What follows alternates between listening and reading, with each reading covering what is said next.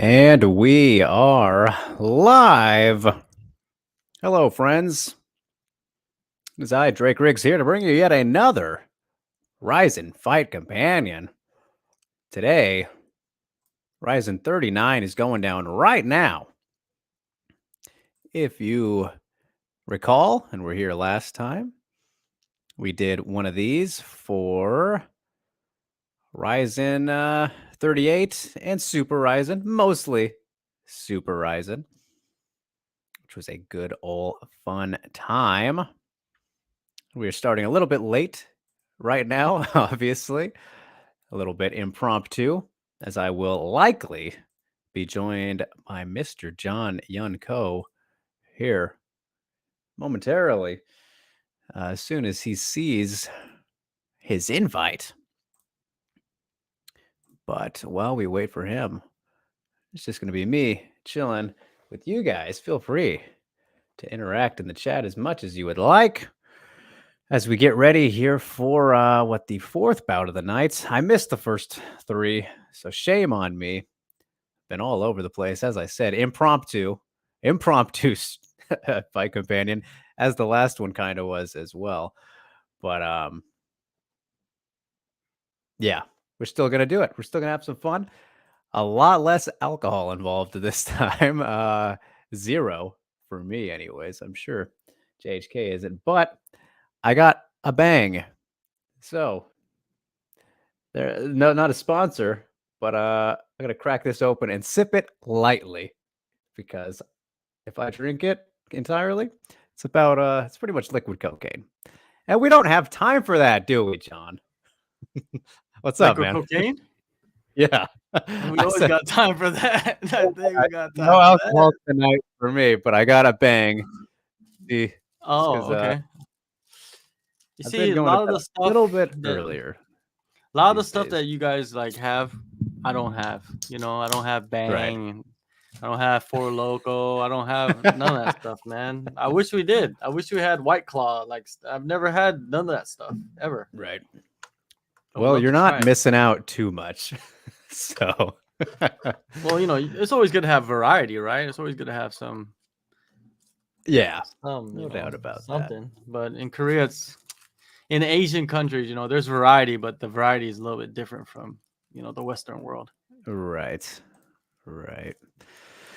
So, all right. Well, how was the, did you watch the first three fights? I was just saying to the people that aren't here yet that I missed the first three, but what? Two knockouts. The first one was pretty brutal. Just a head kick, right? Yeah. The third fight was a guy just stuck in the guard, just getting elbowed and punched in the head. I didn't see the end of it though. Was that a finish or was that a decision? The fight that just happened? Yeah.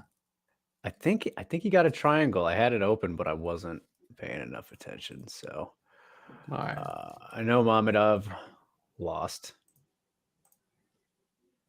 So, we are getting ready right now for Yoshiki Nakahara and Akira Haraguchi at featherweight MMA. So, let's see. Haraguchi. Now we're starting to get the variety of names, you know? No, not Haraguchi, Haraguchi. It's like, my name is Kyoji Haraguchi. Like, there's got to be a Kyoji Haraguchi out there, right? In Japan somewhere, right? Yeah. This is anti. Yeah, he's probably, you know, he's probably not the nicest guy in the world. Exactly. Evil twin.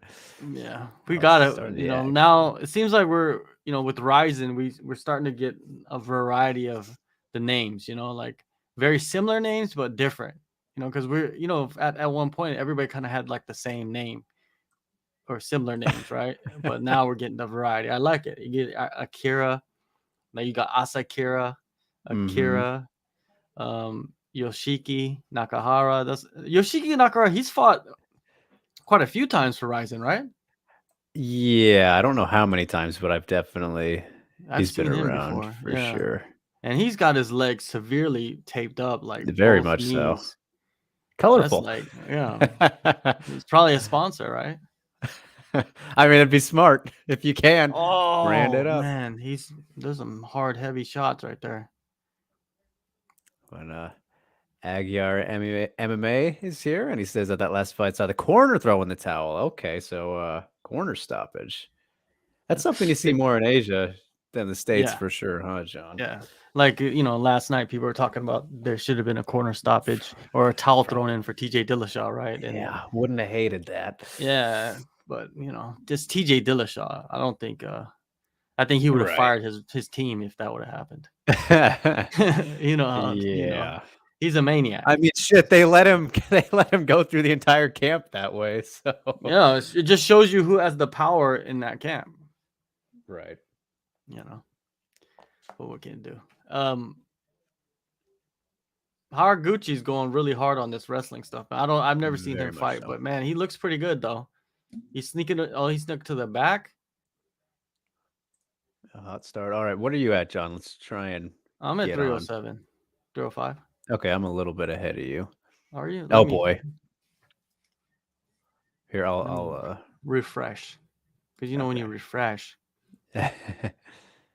Haraguchi's doing some work right now. Oh yeah. Oh no.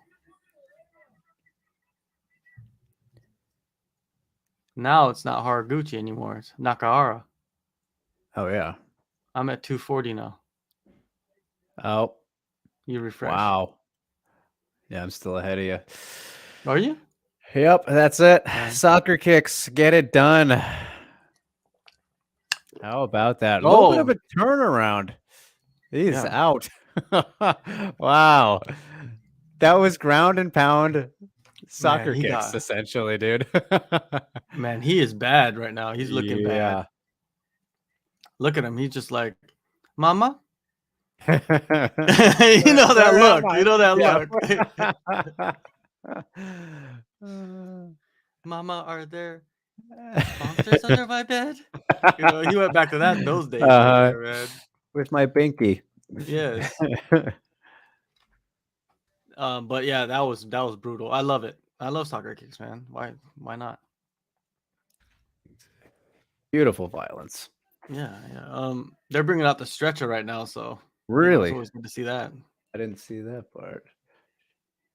I think it's just precaution. Yeah, a little bit, right?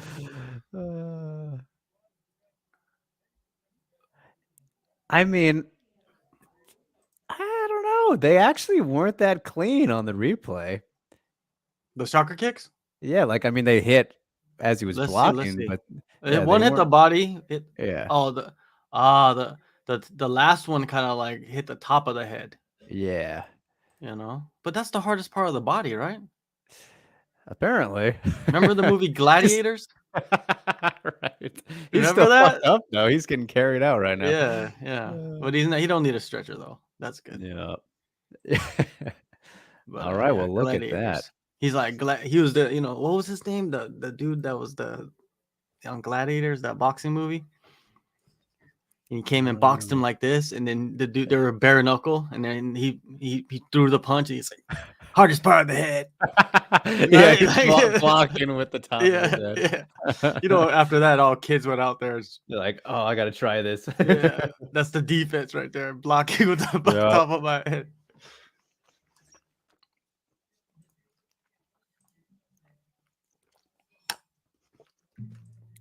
All right. What's he saying? So what? That's 4 straight finishes. Then you start off the card, right? Or did you say there was a decision? Or no? Did I miss? No, it was towel. It's corner stoppage. Okay. The third stoppage. Yeah. All right. Man, I need to go over to Japan like next year. I'm gonna try at least. I'm planning on trying to go to Australia in February, man. If they do that double. If they do that Volkanovski Islam, I'm definitely. Dude, that's such a crazy matchup. I know. You got to go, right? It's like a once in a lifetime thing to watch something like that. Yeah. It's going to be insane. Yeah. I think the biggest factor of that fight might be the size. It might be Islam being bigger. Yeah. Because, I don't think he's a better fighter than Volkanovski. No. Volkanovski's incredible at, everything, but. Shit. Yeah. But once you add that size and maybe, I don't know if there's going to be a strength advantage, but the size and just the way that position themselves, like Islam he's pretty flawless, man, if you really think about it. So, but thinking about wrestling, like, the guy that just fought Haraguchi, right? Yeah. He was trying to wrestle him along the ropes in the corner, and he was doing actually a pretty decent job. I wonder, like, what kind of techniques are different for the ring, for the wrestling. You know what I mean? I'm gonna have to ask one of my wrestling buddies, but it's interesting to see like what kind of techniques these guys are using in Japan to get ready for that. Like a grappling heavy guy, a submission guy that wants to get in there, and that's not pulling guard. You know what I mean? Because you got guys like Kleber that could pull guard, and he's not really like worried too much, right? So no, he's fine with that. He's just fine. Him and who else on his team? Roberto Satoshi. Yeah, Satoshi, right? He could pull guard. It's not a big problem. Because when you look at it in Japan, I think everybody else fights in a cage. Yeah, I mean, Deep will go back and forth a little bit. They'll throw the ring in there every now and then, but it's primarily cage. I'm gonna be honest. I haven't watched the Deep show in like a long time. Seriously. Yeah, they very rarely use it, but and Pancrase uses the cage as well. Yeah, and those are the main ones, right? Like, yeah, the big ones. So that's interesting. The ring is a little bit of a dying breed. It is, but Japan needs to keep it. Even one championship, they got rid of the ring. Yeah, they did that a couple times, right? Yeah, but they knew that it was just like it felt weird. It felt weird for them. I don't know why.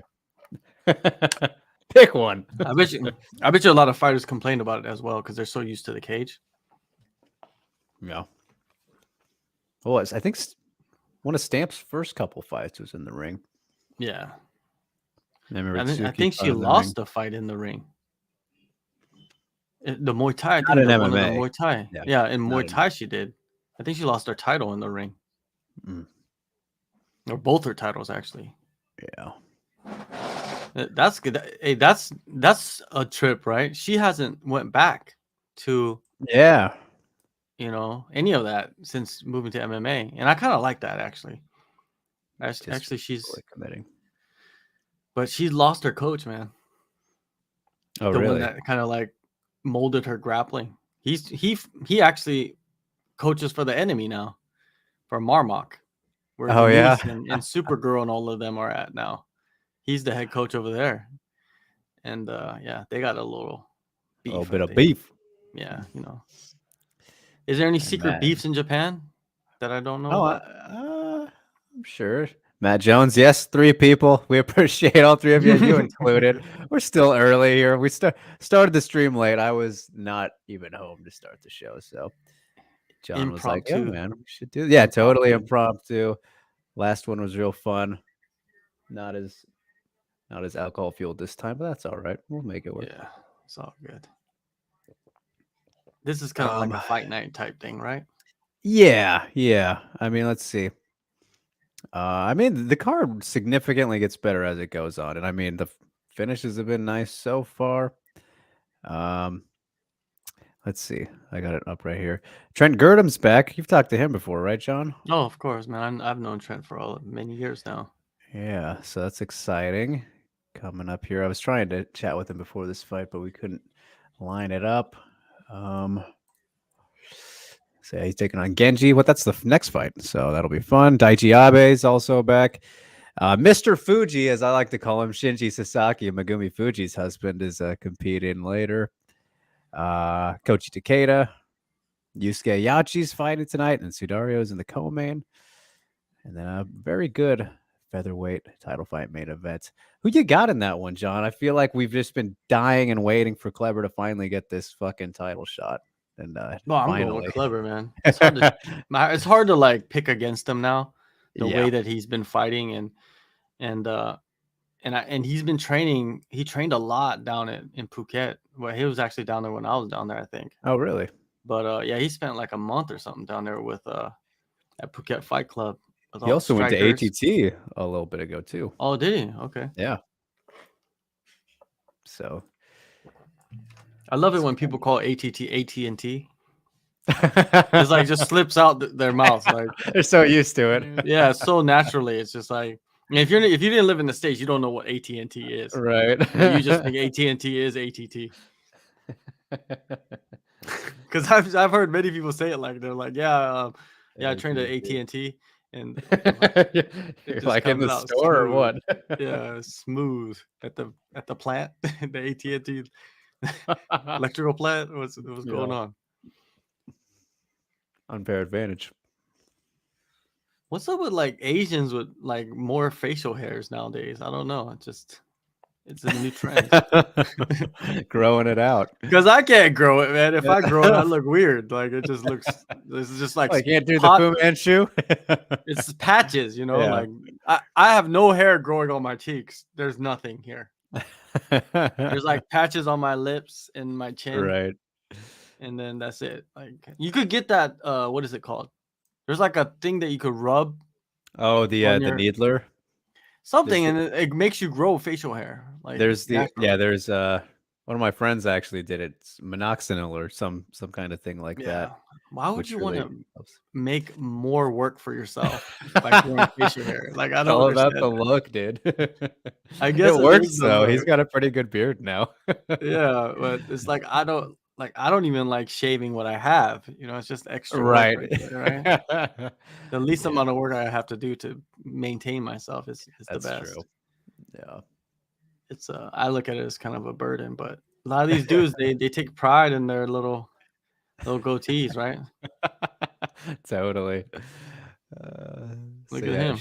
Ishida here getting in the ring. He's also a multi-fight RIZIN veteran. I think 3 or 4. This might be his 4th fight, perhaps, but brave. He's been around. Yeah. Usually in some fun fights. Hey, what's the word on the New Year's Eve? Is there any word on that? How do you mean? Like it's happening? It is happening. Of course, but I'm saying like, are they doing like a collab with Bellator again? Is that gonna actually happen? Not confirmed, but I believe pretty safe to say yes that they're going to be doing whether or not it's similar to the last one they did. Not sure, but I think it's pretty safe to say we'll see like some trading or sharing of fighters for sure. So that's pretty likely. Well, if you go there, I will go. But if you don't, all right, there we go. It's always good to have somebody. Bruno's there. Bruno's always going to be there. Bruno's exactly the man, right? Shout out to Bruno. But if you're there, like I like to see other familiar faces. You know what I mean? Yeah, totally. Bruno's the man. But you know, if you're there, or Shingo's always going to be there. But yes, he's going to be busy as hell, scrambling. Yeah, I would love to go though. We'll see how it shakes out. Man, I mean, I would go just for Izawa Park too. I am so excited for that rematch. My goodness. That's the only fight. Yeah, that's the only fight we know happening so far. This is the atomweight tournament finals. What for the belt? The tournament belt. I mean, is that a different belt? Yeah. Kuseka hasn't been defending in the tournament, which is dumb, but they'll get a tournament belt. Like people don't realize. You remember when Tofik was champion, right? Yeah. He was actually never the lightweight champion. Technically, he was just a tournament champion. Yeah, that's but true. They didn't have a lightweight champion, so everyone got confused by that. But it's like he was the lightweight champ. Yeah, because the belts pretty much said lightweight champ on it. Yeah, totally. Who you got over here? You got Nakahara or Ashida? I mean, Ashida's the safe pick, I think, but some good leg kicks here early. A lot of kicks actually from Nataka. Eating the jab though, putting it out there. Yeah. Name a fighter that doesn't have a K or an A in their name that's Japanese. I think that might be impossible. Think about it, right? I'm gonna try and think. That's a trivia right there. There is somebody, but I'm just saying I don't know who it is. But Kotetsu Boku, no A. No, he's Korean. Oh shit, is he? Whoops, Yeah. am I racist? No, he's Korean, but like he was born in Japan. So that All doesn't right, count. see. We need a Wow, I full could have swore Japanese name. Boku was Japanese the whole time. An old no face. He has a Korean name. Oh, okay. Yeah. Yeah, he Oh, goes elbows. he's Very from nice. Japan, but he's swarming. What do you at, John? Let's see. Are we on the same? 3:30 for me. 29. Oh, you're a little bit ahead of me. All right, I'll pause for a couple seconds. All right, I'm at 3:25. Paused it. All right, I'll tell you when unpause. Okay.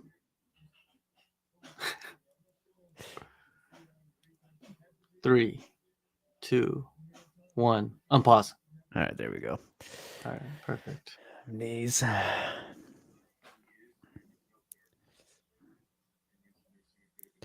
I got the Japanese commentary on my stream. Oh, you do? Yeah, Kurumi-kan talking right now. You know the Japanese Pavarotti, the one that the ring announcer for RIZIN. Okay, yeah. Dude, I think he was the Pride ring announcer as well. I believe so. Or they have the same voice. Yeah, I'm not sure. But he's awesome, man. Like, I don't know who he is, but he's always suited up, and he's like, the way he announces the fighters is just totally different. Even though I don't know what the hell he's talking about, but it sounds cool, right? It sounds completely cool. Like Road FC had their announcer, right? And he sucked, like really bad. Oh, damn! They're Fry Takayama in a little bit here. They are frying some Takayama. We're the alternative commentary. Yes. No offense to we could curse, we could do whatever we want. So it's like exactly. We might be on illegal substances. We don't know. I know. I mean, my liquid John Jones powder. Yeah. It's actually really good flavor, though. I want to drink more of it, but I don't want to get super amped up. Did they really affect you like that? I mean, I like. Yeah, it depends. I mean, these ones, they're like, Bang is like one of the most intense energy drinks. So yeah, yeah. Usually other ones don't. I don't really drink energy drinks anyway, but yeah, these ones are pretty intense. I actually drank a Red Bull yesterday, but it didn't really do nothing. Yeah. I'll usually only drink like Red Bulls if it's with vodka or something. Oh, yeah, true. It does taste good though. Yeah.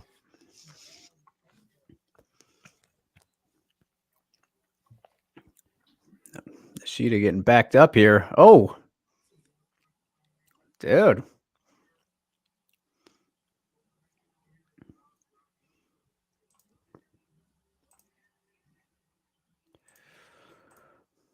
Final minute here. A little headlock of sorts. Trying. Not so much. Got the left arm wrapped up.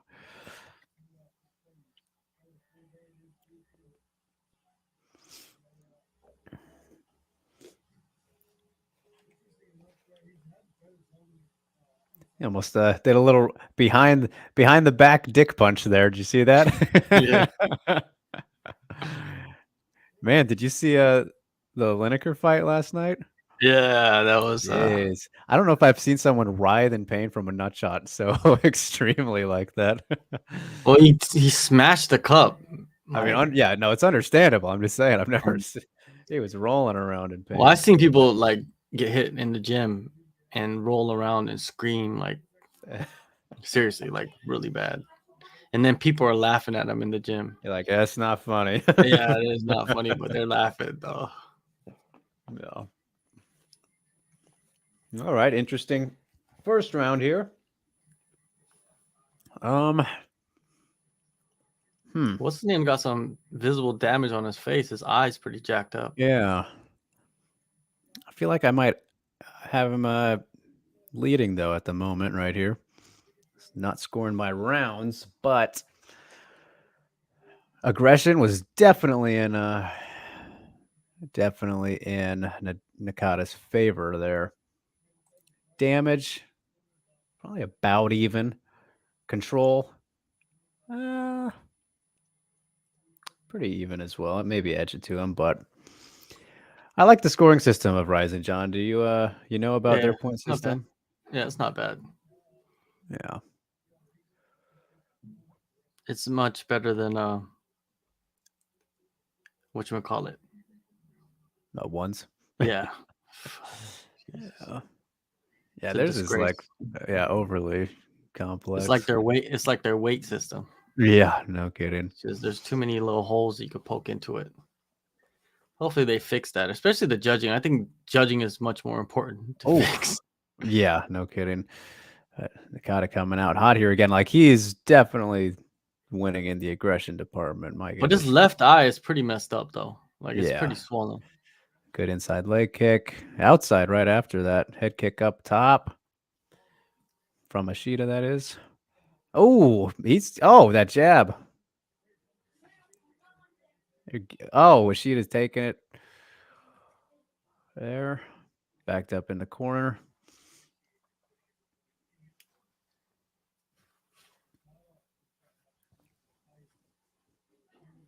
That was a very quick first 30 seconds.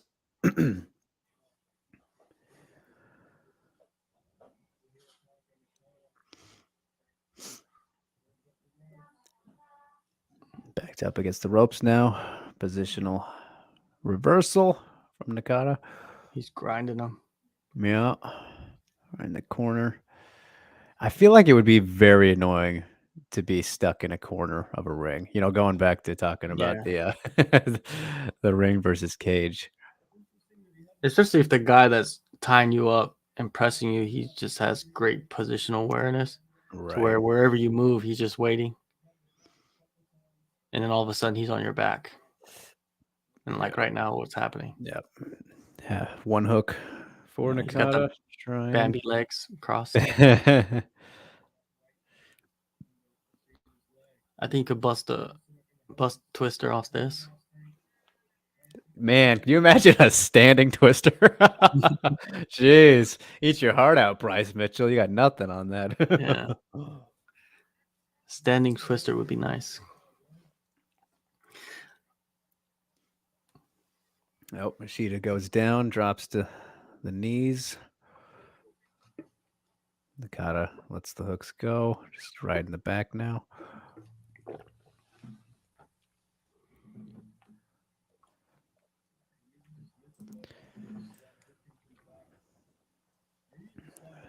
Right.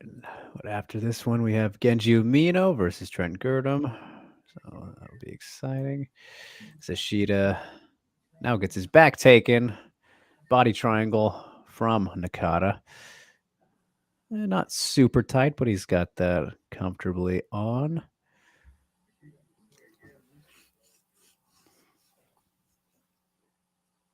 There's just a clear grappling advantage.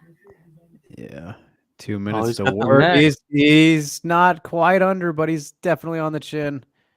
Looking for the rear naked. Ishida's in trouble. Oh, he lets it go.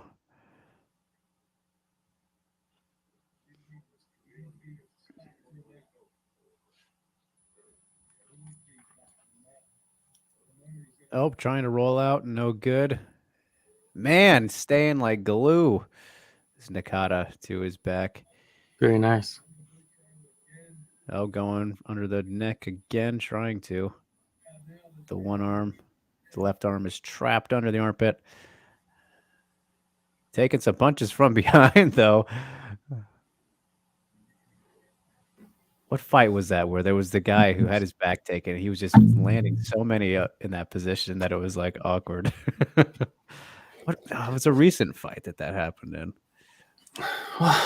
It's man, there's some fights where guys are grappling, but they're not doing damage, and it's just like they're winning off that. And I don't know if that's fair in fighting, because it's fighting.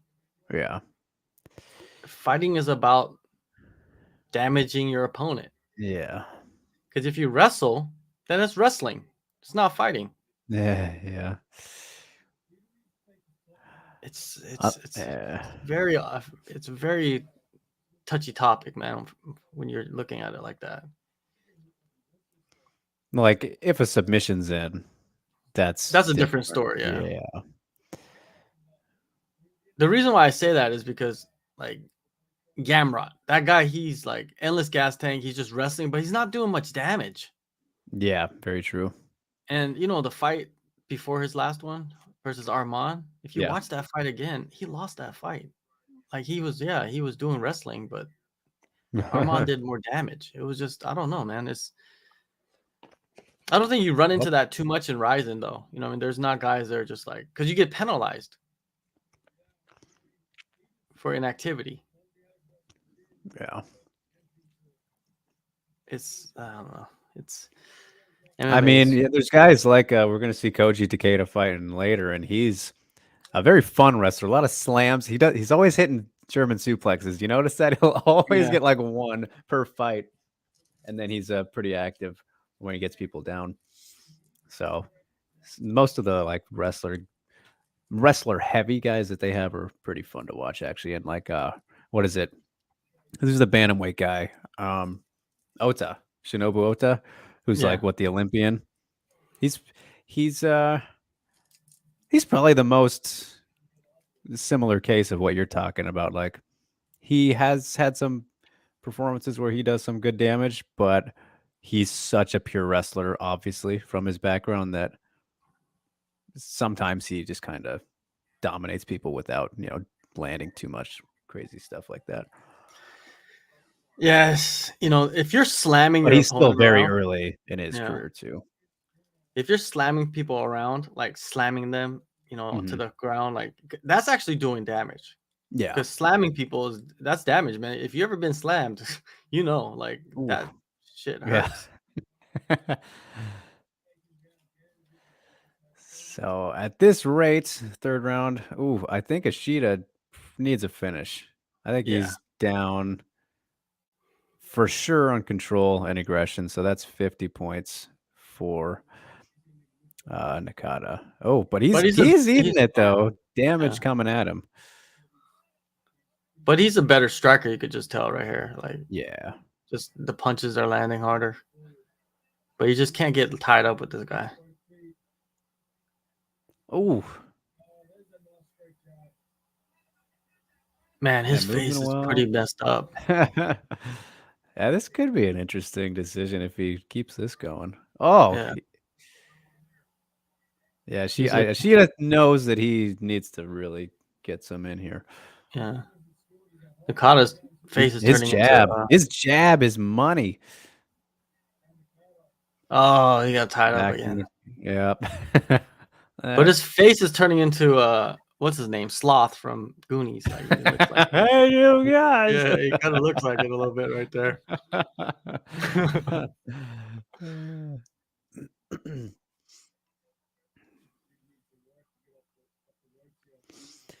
Yeah, he is definitely swelling. So this could be interesting. I mean, if you look at how the scoring system is, John, like I think Nakata 100% has his 50 points with his control and aggression, but damage is 50 as well. So I think we could get a draw, maybe. I mean, depending on what happens here. How many draws have you seen though? It's pretty rare. Oh, he's out the corner now. Oh, back again. Gotta refresh mine.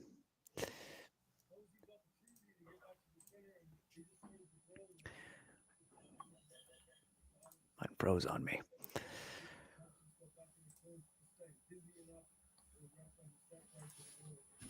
Come on.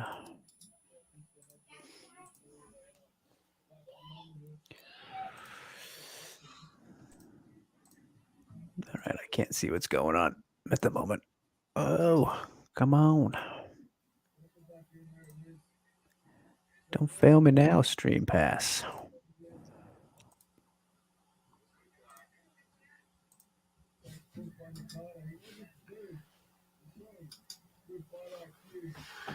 Nakata's just basically holding him because he pretty much won the fight. He just needs to last to the bell.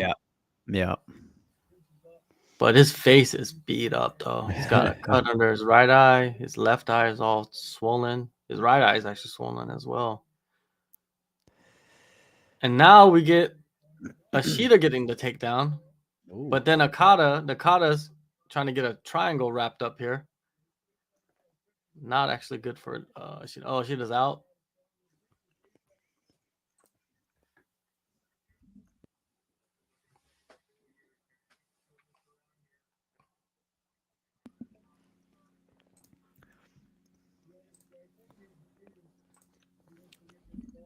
My stream is completely stopping on me here. Blue. Yeah.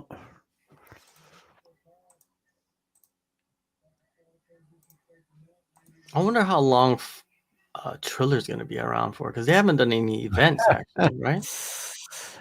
What they had something announced recently, didn't they? But I thought they were gone. Yeah, but they own Fight, so. All right. I have no idea. I could see somebody buying Fight though, and they're just waiting for Triller to just be desperate and get the lowest value, right? Exactly. Or the biggest value for the lowest price. Oh, these knees are nice. Now it's starting to like, I don't know who won this fight now. Ashita's doing pretty good. Well, that's what I'm saying. It could be very interesting. I'm gonna want to see the cards on this one. I would like to see the whole thing. I don't know why this has stopped on me.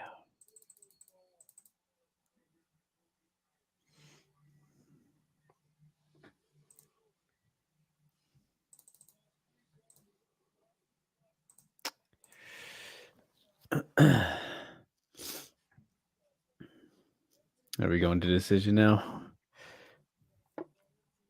Yeah, decision. All right. I don't know what happened to my stream. Just gonna wait, I guess. But in the meantime, Z is here, and he says Peter was robbed. I missed the first round of that fight because connection issues. What did you think of that one, John? How'd you score it? Yeah, I think Peter, he won the fight. It's just his last two fights, even the one against Aljamain. You could have argued for him winning that fight as well. Yeah. No, there we are. Now I'm back. And then the other fight was him losing the fight because of an illegal knee. Yeah. So in his last what a weird, yeah. Who has the weirdest title reign? Sterling. His title reign is just weird, right? He wins the title off a disqualification. Then he wins his first title defense, but a lot of people thought he lost. And then TJ goes in there with one arm and loses for him. Basically, right? Yeah, that is a great point. And Aljamain is very good, man. I don't doubt. Dude, his top control is just disgusting. But it's just so like good. He never everybody could nitpick and pinpoint something that they don't like or some kind of excuse of why he's not that good because of all these circumstances. And he's not a very right. I don't know. He's not the smartest guy with what he says and things that he does. Or maybe he is. I don't know. Maybe he does it on purpose. I have no idea. See, that's the genius of it all. Yeah, exactly. I have no idea. But to me, I don't really care about it. It's whatever. People love to fall into that, love to fall into it and to hate somebody. They're always trying to find somebody to hate somebody. Yeah.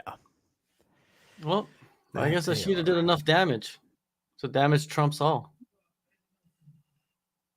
Or is that is that Tanaka? I forgot their name. Ashita got the win. Yeah. So Ashita, I missed the scores. I didn't hear if it was a split or not, but yeah, that is interesting because I feel like Nakata definitely had. I feel like he definitely had both aggression and control. So that's 50 points. And well, yeah. Interesting. Man, these girls, they have to be cold. I know, right? Because it's cold here. And I know that stadium is cold. It's October. Seriously, look at the people in the crowd. They're all in sweatshirts and you know. She's out there with her shoulders exposed. Put the collarbones away, lady. Jeez. Yeah. Gonna catch a cold. At least she got boots on. Yep. Keep the shins warm. Exactly. All right, let's see here. That was unanimous for Ishida, so how about that?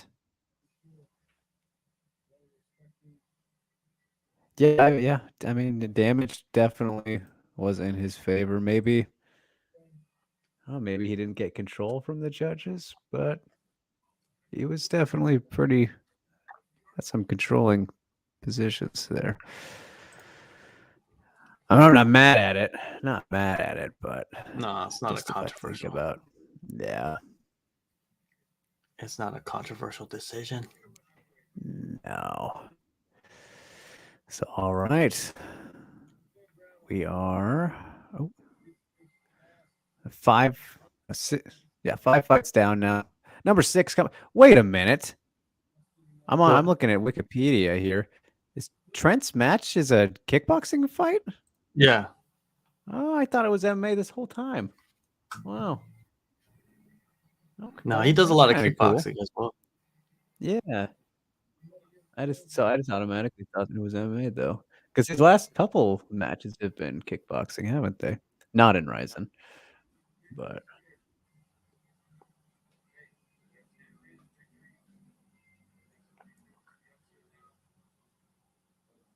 that match with Koji was pretty good.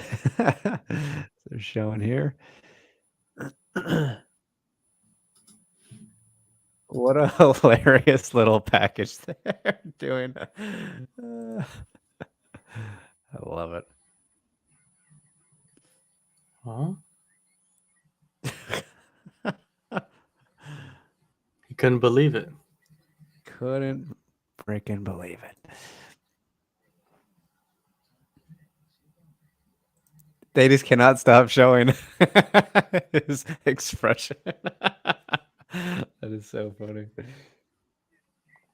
That's like Asian TV style. Mm-hmm. They love doing that. The rewind. Yeah.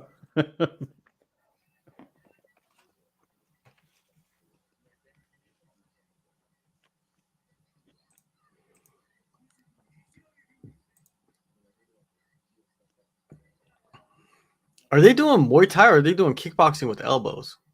Well, that's Muay Thai. It's pretty much. Yeah, exactly. No, this is kickboxing. Oh, and he's fighting Trent? Wow. No. Ryzen has never done Muay Thai. But he was just throwing elbows.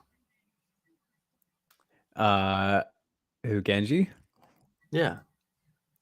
I think he's fought in MMA Different before. organization? Yeah. No, but they're wearing the big gloves. Oh, I don't know. Maybe he has. Oh, this is interesting. Trent's been working a lot on his boxing as well. He's actually done a couple boxing matches in Australia, and won, I think, most of them. Yeah.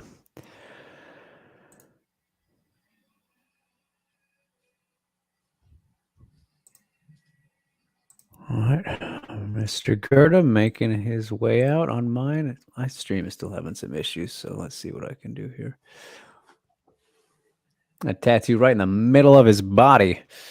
What is that? Sanskrit? I don't know. Like, is that Sanskrit? I have no idea either. I don't know anything about that. Look at him with this funky mustache. What's he trying to do? Look old?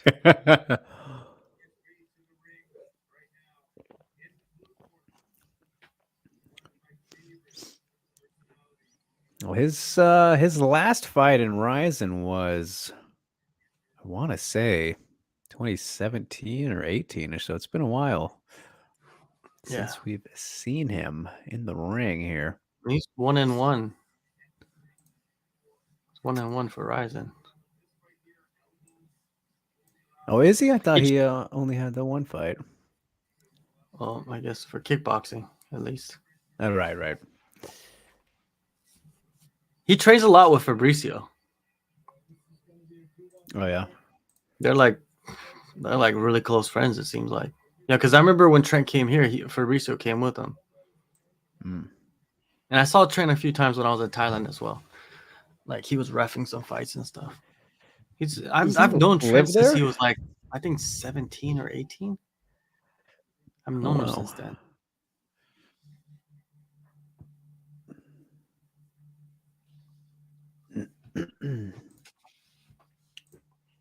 I wouldn't be surprised if he eventually made it to like the UFC or something like that. Eventually, he's still super young. If he wants to, though, I mean, he likes doing all these different, the kickboxing and all that stuff. I mean, I'm sure he wouldn't say no, right? But yeah, just having. But that's the thing about MMA, right? You gotta stick to MMA. Yeah. If you want to make it in MMA to like a big organization. Mm-hmm. Like you could do this with RIZIN, yeah.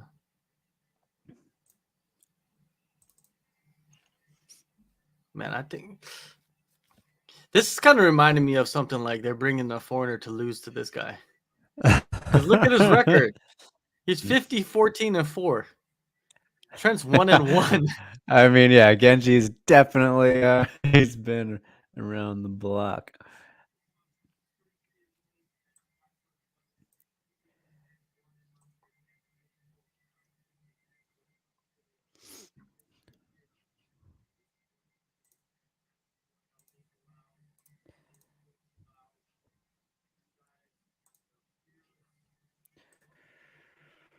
All right, Genji Amino, Trent Gerdham on deck, everybody.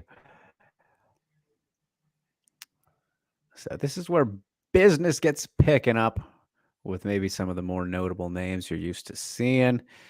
Daichi Abe's fighting next. Former UFC vet had a big-time knockout his last time out against Marcus Souza, the older brother of Satoshi, the bonsai final boss, as they call him, even though he's probably the worst MMA fighter of the of the bunch. Well, I don't know. You could probably say someone else is, but he got laid out in that last one. And then after that, like I said, Mr. Fuji, Koji Takeda coming up. Yachi is always must-see TV. So I guess this fight is RIZIN kickboxing rules with elbows and clinch, which basically is called Muay Thai. Yeah. That is interesting. Yeah. But they don't want to call it Muay Thai. I feel like we never see too many elbows in the kickboxing matches.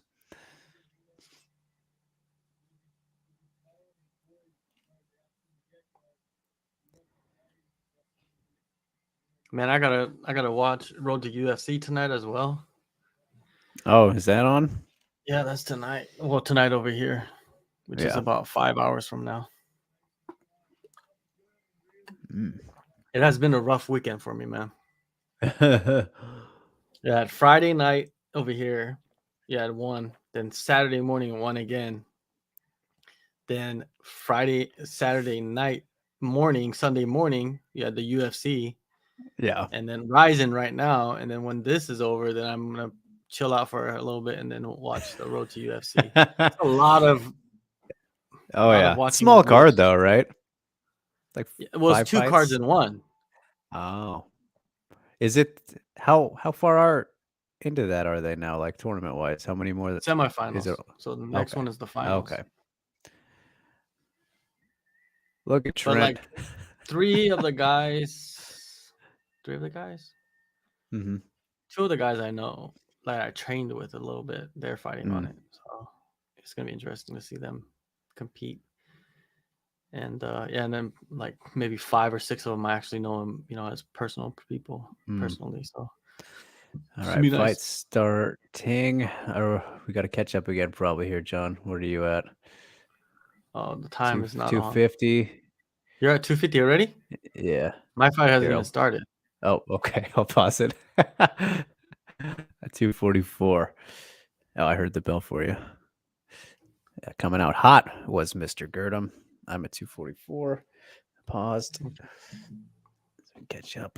I'm at 248, 247, 246, 245, 244. Right. Oh, the leg! Oh, wow! The leg. What the hell? His leg is broken, dude. Oh, is his leg broken? It has to be. He's in serious pain. Or is that the knee? Oh my god. Dude, I paused it right when before it happened, that right? happened. Yeah. Oh my god, instant pain. Oh my god, he is in serious. Is it his knee or? Yeah, it doesn't look like a break, but holy shit. Man, that was just too easy for him. Oh my goodness. As we had an influx of viewers joining us right now. Appreciate you all. Trent Gerdham, very seriously injured, so we're hoping he is okay. But my goodness. That was just one leg kick. One kick. Oh my god, he is, yeah. Wow. What's wrong with his leg? I don't know. I wonder if they'll even show a replay. They better. Dude, I don't think I've ever seen anyone. Let's see. Well, hit him with one leg. Inside. Oh my god. Yeah, he ripped his knee apart. Oh my goodness.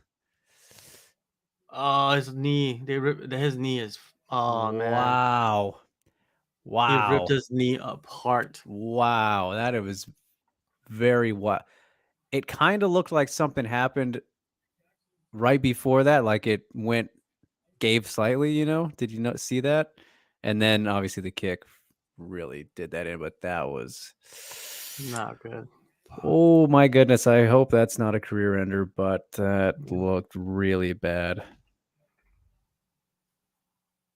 Yeah, you rarely ever see anything like that.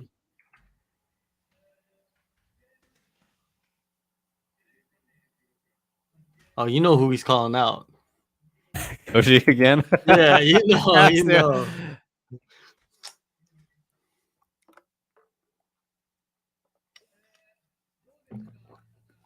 Wow.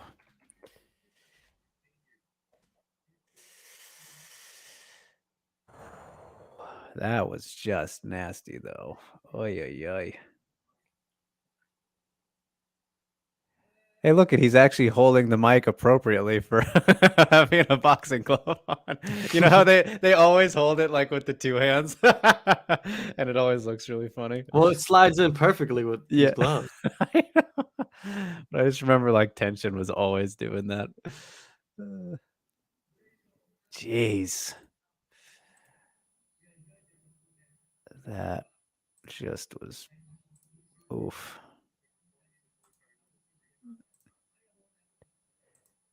I call that a YouTuber. Apparently. Oh, he did. Wow. Well, that's what slap fighting championship is going to be about. Is all YouTubers fighting each other. Dude, oh my god, that is just the stupidest shit I've ever seen. Oh my god, these replays of this. My god. And that wasn't even like that was the front leg he used to kick his leg, I think. Yeah. Which doesn't have as much torque as like the back leg when you swing, right, when you swing with the back leg. That's insane.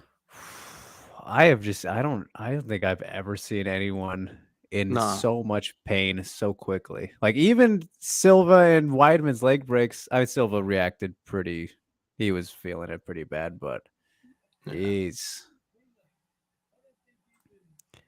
Weidman was just like my leg's broken. Like he didn't really have like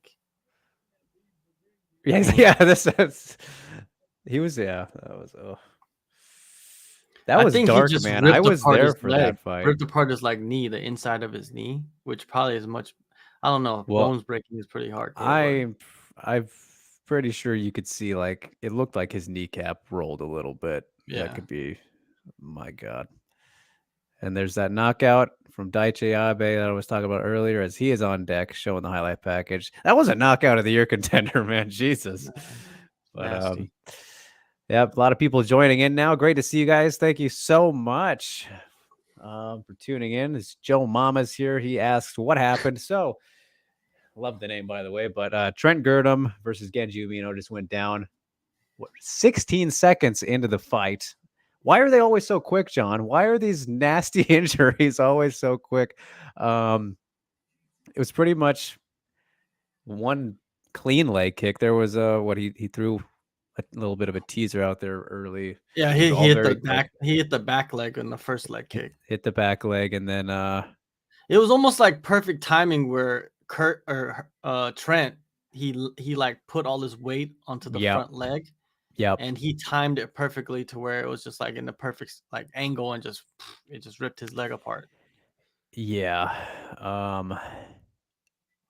Some tears for sure. We don't know yet, Joe Mama, but very, very one of the worst injuries. I've definitely seen in a good while. Yeah, so not good. We hope that he is okay. And he says, damn, I was watching it and then it legit cut out 2 seconds in. What are you guys watching it on? I'm watching it on Stream Pass right now. John, I'm assuming he's on Fight. Those are the only 2 places to watch. But yeah, we were catching up in sync right as it happened. Yeah, you pause it like right before it happened. Literally, yeah, right once I caught up. So, okay. So nasty, very, very nasty.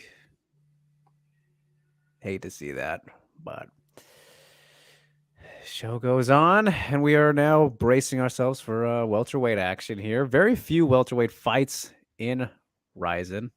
Daichi Abe, though, always very fun to watch. As Tamura, his opponent, is coming out right now. 15-12 record. We'll try and get the upset here because Abe has been looking pretty good post-UFC. And he didn't look too terrible in the UFC. I'm kind of surprised he didn't get one more shot, especially considering how he's doing now. But you can't. Well, really he didn't do so well when he went to one championship either, though. Yeah, that is true. So it's to be honest with you, it's like he went there too early. I think he just, that was when they were like trying to sign all the Pancrase champions. Remember they had the Fight Pass deal. And what was her name? The one that she's a pro wrestler. Shuri Kondo. Yeah, her. I think even her. I think she went there too early. You know what I mean? I think the level compared. She was what, like 5-0, I think, when she exactly got right.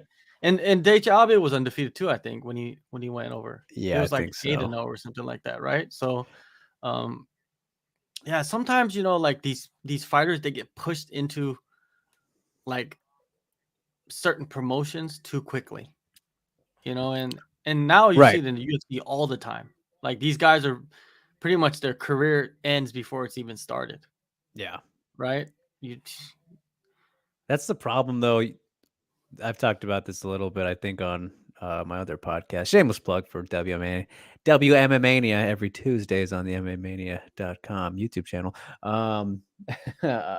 That's the problem, though, like with kind of, I don't know if it's just being a good prospect in this day and age, but no one's going to say no to that opportunity early, like especially in MMA where the money primarily is like on the wide broad scale, pretty shitty, like especially early on. So the quicker you can get it, you're going to do it. But the money is not even that much. Yeah, exactly. But it's still better, in the UFC than exactly. That's why usually if you where are a prospect, you got to have the right people around you. Yeah. That's going to get you the sponsors because you are highly touted and you have a big future. You have some promise, right? So you could take time to develop into, who, because Daichi Abe right now, he's 50, he's 11 and 5, he's 30 years old, right? Yeah. Let's say he went to the UFC now, or he never went to the UFC. He might be 10-1 Or sorry, not 10-1. My math is terrible. And he's 14-1 or 15-1 or something like that, right? He lost a fight or lost to 2 fights or something, right? Yeah. He would be better prepared to go in there and hang with the big fish, so to say, right? Yeah. Now guys are just jumping in. You know, you got that. You got like that 17, 18-year-old kid that signed. You know, like. Yep. The reason why we talk about the UFC is because UFC is so cutthroat compared to like other promotions. Very like true. you get a longer leash. Like let's say with RIZIN, you know, RIZIN's motto is a little different. Like they want good fights. They don't, you know, you of course you should win, but they want good fights. If you're entertaining, they're gonna bring you back. But you can't lose every fight. You know what I mean? Of course, you can only lose 15 times in a row, and then right? Only 15. Yeah. There's a lightweight champ on commentary right now. Yeah. At least they're showing him on my stream, Roberto Satoshi. But before this one kicks off, we got a great question here from Aguiar. Asks, what is your RIZIN fight of the year at this point, John? You got one in mind? I don't remember. I don't remember the fights from this year. From I don't this remember. morning. Yeah, seriously, I don't remember. Seriously, just it's hard to say. You'd probably know better than me. Boy, I think I really enjoyed just seeing Satoshi right there. Kind of made me think of Satoshi versus Yaochi was pretty fun. Yaochi did better than I expected him to.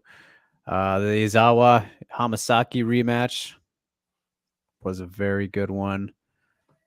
Probably right there at the top of my list. Let's see what else. Yeah, I have to kind of go and look at a lot of the events, but there have been some good ones. He's saying Kim versus Ogi Kubo on that last RIZIN 38 was pretty darn good. Yeah, that was a good one. But the criteria of fight of the year, right? It's subjective because some people are just picking what was the biggest brawl for the longest period of time, right? And then there's some fights that were very like really good technical fights where both guys didn't really get rocked, but they did some damage to each other. It all depends on like what you feel, what's your criteria, you know? Yeah. His Abe fight starts. Oh, aggressive. Going after him. Oh, God damn it. And then I got to freeze right as he's pressing. Everybody loves dyeing their hair. It's a thing. We got blonde man and we got the redhead, which are not. You're telling me that's not natural? Not in Japan. Let's just say that. It's weird, right? Dyeing yours for a little bit, weren't you? Yeah, I tried the blonde look for a little bit, you know, just to see what it looks like. It's not that bad.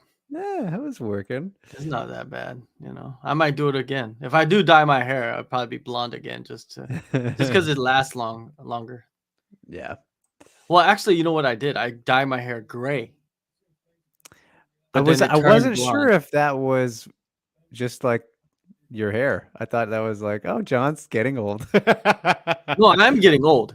But like at first I went and dyed my hair gray. Okay. And then like a week, 2 weeks, it just turned blonde. And I'm like, what kind of ripoff is this? Like I paid like money for this and it just turned blonde. I might as well just turn blonde, you know? Like yeah. I was pissed. But I guess that's what happens when you dye your hair. It just turns blonde after a while. Yeah, I mean, I've only dyed mine blonde, if you probably remember that, and it would just get a little bit more yellowy, darker after a while. And your hair gets weak, right? Yes, yeah. Yeah, it's definitely not a healthy thing to do for your hair, not at all. No, especially the blonde, you know, because you're ripping all the natural bleach. Bleach, yeah. I might do it again, but to be honest, my hair. This is my natural hair right here.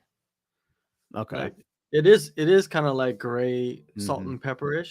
You know, I am old. Like people don't believe it, but I am old. You know, I am up there in age.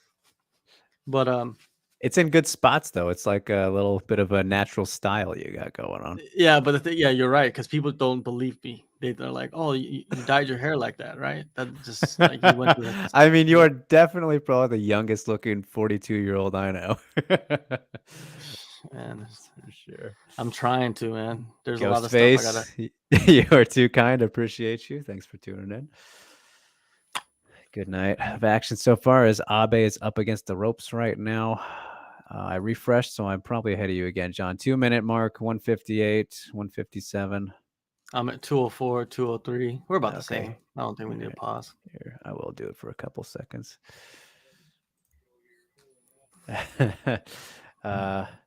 Zyman Kapusta, good to see you. Says Shinji Sasaki fight incoming. Yep, Mr. Fuji is fighting next. Next fight. And Joe says, no way. See, he doesn't believe you. Hey, I'll be 43 next month. There you go. Birthday boy. Actually, a month from today. Today is the 23rd, November 23rd. I'll be 43. Man looks 25. I know John looks younger than I do. Well, yeah, my birthday is next week. So it just means I have less time. It doesn't matter how old you look. It matters how much time you have left on Earth. That's what matters. There you go. Yeah. Oh, that was true. Almost a nut shot there from Abe, but Abe, I think he spent some time in Hawaii training with like the Lee siblings for a while. I think so. Yeah. Did you see, speaking of that, did you see in Joe, no, Abe's fighting right now. Fight is going on. About 45 seconds left in the first round. He says, happy birthday to us. Thank you, sir. Early. Did you see Chatri say the thing on the MMA Hour about a RIZIN fighter getting smoked by Christian Lee? He said a RIZIN champion, which is not true. Pretty sure he was talking about Koji Takeda, who's fighting in a couple fights here. But Koji Takeda fought Christian Lee? Didn't fight him, but apparently they trained together recently. And what a dumb thing to say. Him. Yeah, I know. But he said it. He said a RIZIN champion, like just fucking talking out his ass about nonsense. Why would you say anything like that? What is the point of that? Like, what does that do for Christian Lee? Nothing. No. Like I beat up a slap fighting champion. You know what I mean? Come on. Where's the proof? There's none. Yeah. You know, like taking a low blow at RIZIN, what does that serve you? Serves you nothing. Yeah. Yep. Well, that was definitely Abe taking the lead after the first round. Landed some very good shots, flying knee there. Yeah, he should probably not do that again. No, that just didn't look. That just didn't look nice enough. So. Look labored, right? Punches, looked very labored. Yeah, Gomi, he's always the blonde. Yes, generally. And Daichi, his hair is always blonde as well, I think. I feel like his. I don't know. You don't think that's natural?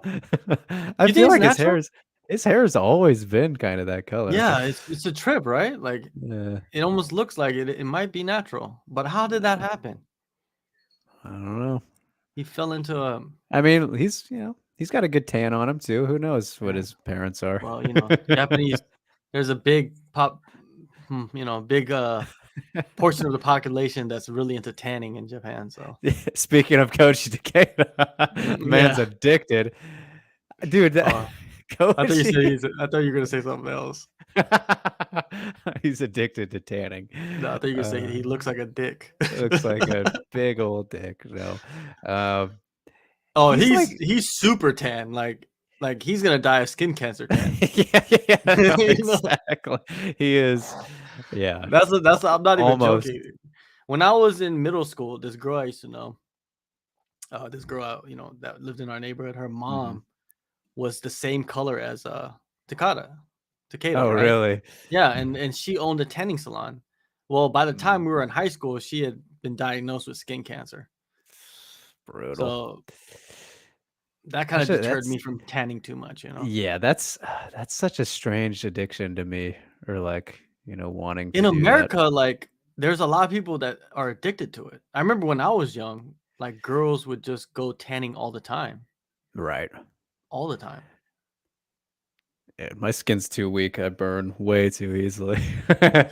My skin's weird. Like I could get really like white, pale. Yeah. But then if I go into the sun and I hit the beach like maybe twice, I get dark. Like not super dark, I'm not gonna be Takeda, but I get dark enough to where it's like, whoa. Like if I Dude, you know that it's a problem with like he looks like he's around like 37-ish, but he's like 26 years old. That guy, dude. He's my age. Well, it's a problem when you look like you colored yourself with something. Yeah, if you look like a piece of bacon. Yeah. Like a crispy bacon, like yes, very much so. Like he's nice straight body. up brown. Nah, it's snap like, head back, big straight he's right starting from to get Abe. into that steak color, like burnt steak. yes, he is. Oh, nice one. Abe, man, he looks really good, man. Like his last couple of fights have been really, really solid. I think he's really like in his prime now. What, he's 30, 31? I think he's around there, yeah. Yeah, he's probably the best. They need to start like doing something with this like welterweight division, right? Yeah, it's hard to find. I don't know. I don't think there's a too bunch many. of Koreans out there. That's Oh wow! What the hell? Speaking of nut shots earlier, knocked off his feet. Oh man, he did the cradle like his nuts. Let's check his cup. Is it cracked? Yeah. Ouch. Let's see. He took a knee, here. I think. Oh, dude. Oh, yeah, it's the knee right down the middle. That was a brutal one. Yeah. Oh, yeah, knee. Not like John Lineker, though. Elevated. That was one. Yeah, the knee launched him off the ground. Ow. You need to go to Japan and do a sit down with the owner, the boss man. Sakakibara? Yeah. I would love that. Yeah. That would be cool. And Shingo would be there for sure. Oh, yes. Oh, yes. I know. Gotta get to Japan. You recovered. But that's a long flight, man. I ain't gonna lie. Not too bad for you. Oh, me, it's like nothing. I'm talking about you. Yeah, no, it'd be around brutal, man. I get terrible jet lag, so it's like I don't like flying. I haven't got it too bad. I mean, I've only gone to China and Singapore, which are both very long flights. But yeah, I didn't have too much jet lag that bad. I'm just weird though, so I don't know. Daichi bouncing up and down, unaffected by that nut shot. Well, I mean, slower. He's taking the foot off the gas a little bit here. What about, remember the interview that I did with Yan Jianan about that? Yes. that was something. That was descriptive. I know. There's some detail there.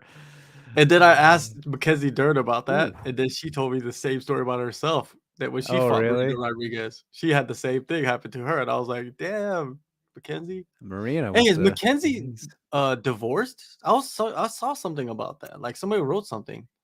Is that true? I heard that. Separation? Yeah, something like that. I saw that she apparently like deleted all their pictures together on Instagram or whatever. But I don't do that kind of detective work generally because I don't care. But I saw somebody comment that on like Twitter or something, and I just like, I just took it with a grain of salt. It's not like I care about that stuff really. Yeah, I don't know. I just figured, sure. I'm pretty sure someone's gonna ask her next time she comes around the fight or something. Yeah. Well, like, are you single? I'm ready to mingle? Abe, I think, taking the lead here as Joe says, I need Abe, Usami, Takeda, Allen, Sudario, and Herbst for 1K on a parlay. You guys think it's safe? That is That's a No, that is bold not one. that's Yeah. not safe. In MMA, you should never do more than 3 fight parlays. And that's even risky. 3 fights. Yeah, so I mean, Abe, I think, is looking pretty good right now. You're probably going to get that. Usami, though, in the next one over Sasaki. I'm not so sure about that. Allen, I mean, man, Yauchi at this stage is he's very hit or miss. So I think that's a good gamble, but I don't know. You never know with Yauchi. The one that shows up, the kind of motivation he shows up with. Sudario, probably safe bet there. And then Kleber, John and I both agree will probably win, but I don't know. Ushiku kind of I think he's a pretty underappreciated champ. So that's it's a bold parlay. Good luck to you. He says it's 50-50, but worth it. Yeah. There you go. We'll see. We'll see. All right. Oh, big right hand early from Abe. Yeah, he's I just don't think Tamura here has really much on the hadn't feet done for anything. him. Yeah. This is it's turning into kind of a mismatch. And everybody thinks, oh, it's a mismatch if they finish the fight early. No, this is not a mismatch. It could be a very well matched fight, and the guy just does the perfect. You know what I mean? A lot of fighting look has at to do with like timing and stuff like that. Muhammad and Brady earlier. Kind of felt that way about it. Yeah, man. I was like, what happened to Brady, dude, after that first round? The first round, he looked good. Yeah. Mm-hmm. And then he just withered. What are your thoughts on standing TKOs? I like them. I'm fine with them if the fighter's not defending themselves. Like, I think that was a fine stoppage. Brady wasn't really defending at all. Oh, what the hell? Weird slip. Abe is beating the shit out of him now. Now Swarm. Abe, you gotta finish this guy. Let's go. Don't throw no flying knee. Yeah. Uppercuts are good. Head. Oh, nice. Uppercuts and straight he's right. Looking sharp. Yes, he is. Well, the thing he needs to do is he needs to throw the left hook, throw the right straight, and then throw the left hook behind it. Because the dude is like walking right into he's circling to that side. So he needs to lead it, pull him into it. Look at me trying to sound like I know about striking. I'm just guessing these things. Don't listen to me.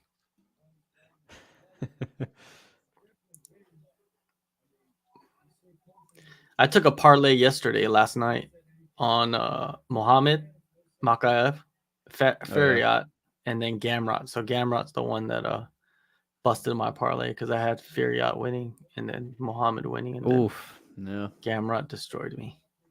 And it was stupid of me to do that because I knew that Benil is going to be very good at it. I mean, I don't know why. I think that surprised you?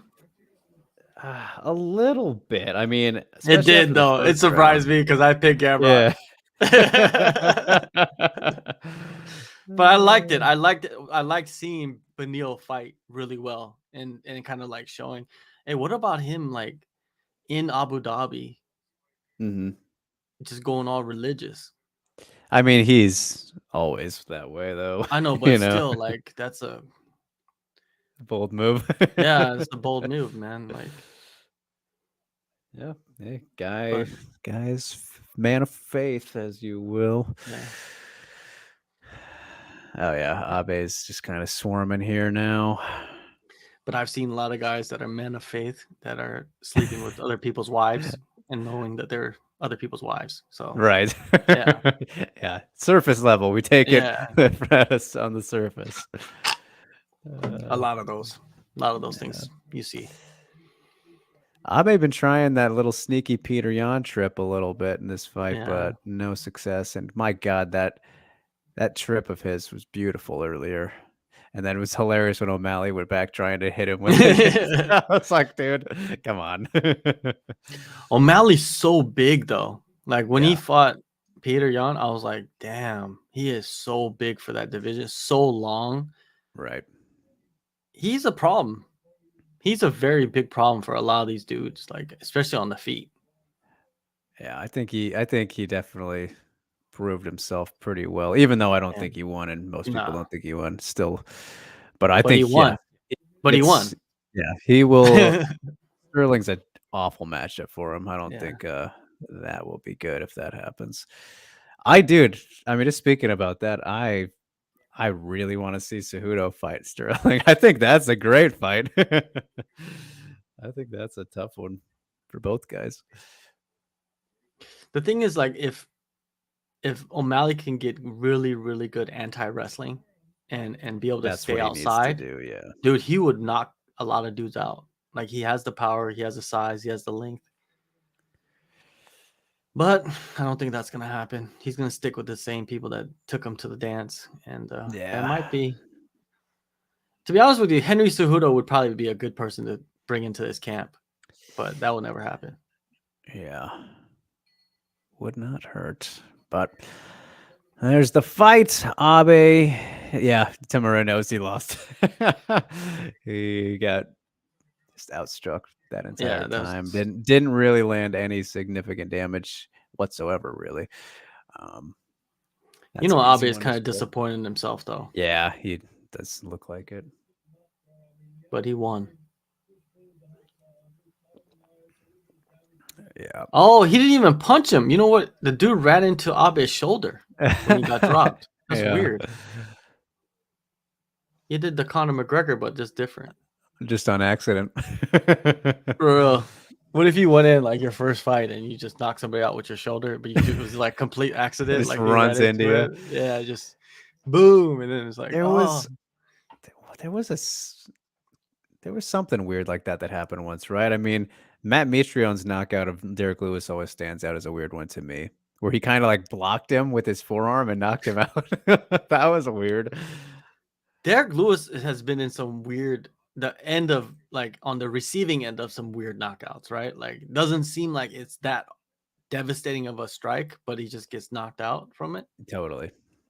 Like, even with the Tai Tuivasa knockout, like the elbow didn't look that and he just completely died. Yeah, and just like, oh, I don't think I'm ready for the rest of this fight, right? Just shut him off. Yeah. All right. But he's gone farther than anybody. For Abe. Anybody thought. Who? Yeah, Abe, if he didn't win this fight, that would have been what you call a complete robbery. Oh, yeah. That would have been real bad. Yeah. Real bad. Abe would have went and kneed him in the nuts after that. Yeah. That was the most significant strike for Tamura. For real.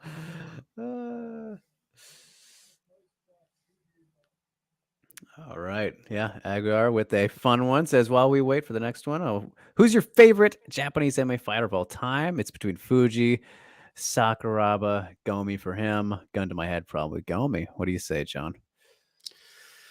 Man, that's an interesting question, man. There's been so many like Japanese fighters throughout the years, but favorite Japanese fighter? Oh, I'm gonna have to say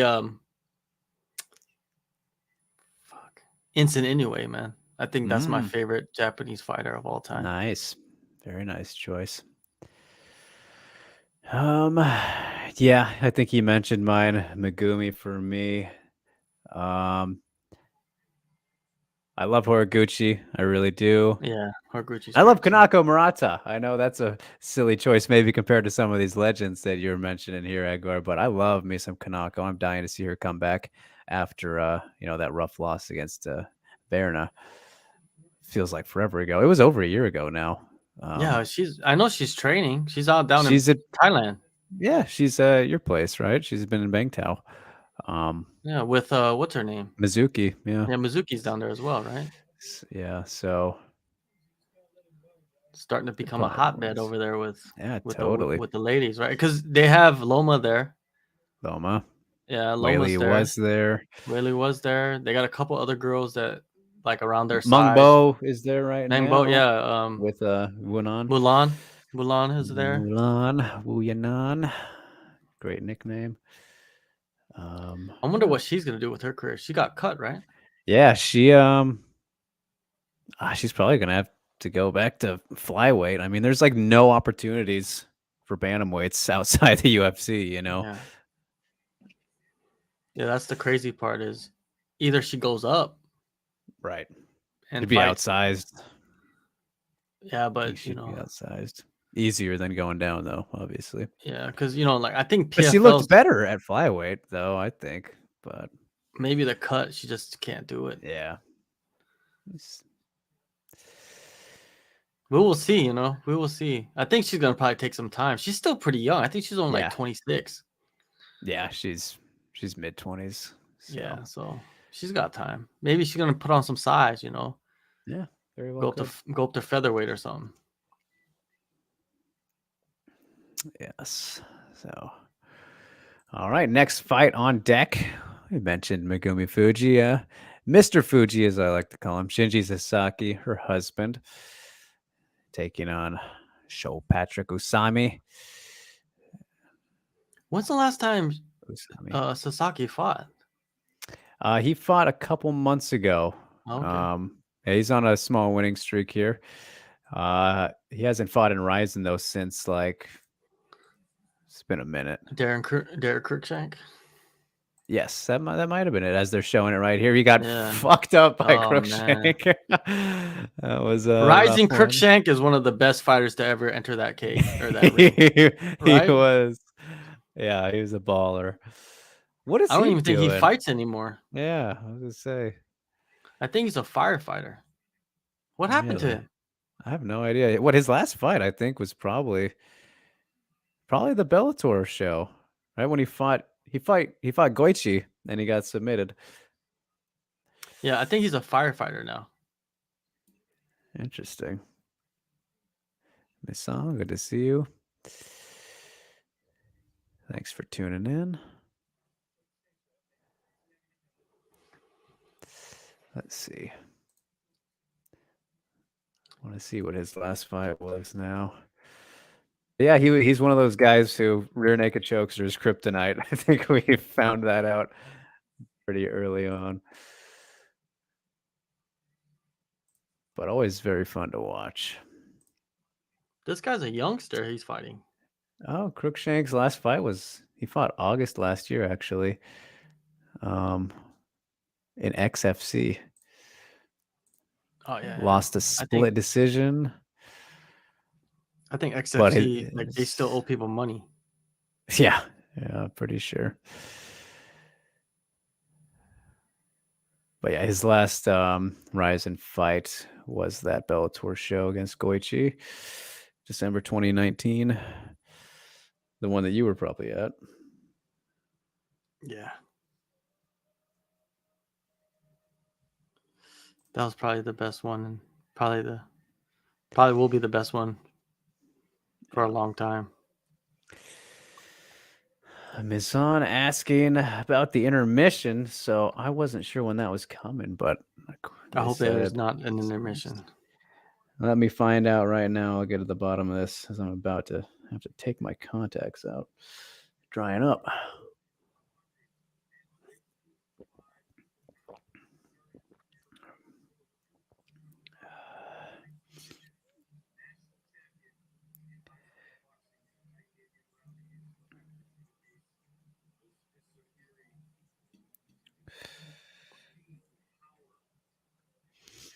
So it hasn't been good for the kind of the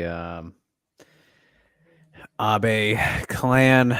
I mean, I guess just Hamasaki's last fight. I was going to say people that Fuji's been cornering, but that's pretty much just it. So we'll see how Shinji does in this one.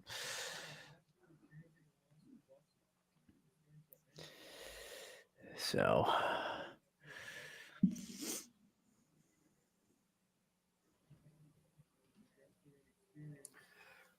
this dude's a youngster. Oh, he's got Strasser in his corner, huh? Strasser Kichi. Yeah. He looks young, this kid. Is he mixed? I'm not sure. He looks like it.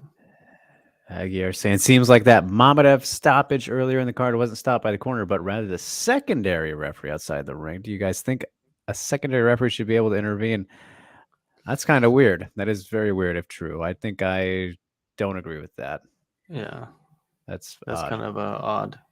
I think a secondary referee could, like, in between rounds, communicate with the in-ring referee. But there should only be one referee who makes the calls there. There's too much like leniency of fuckery that right there. Can't be right. That can't be right. I'm gonna have to ask about that. That seems not right. But it's Japan. They do things a little differently. But like we gotta protect this guy. Yeah, you don't want hospital bills, right?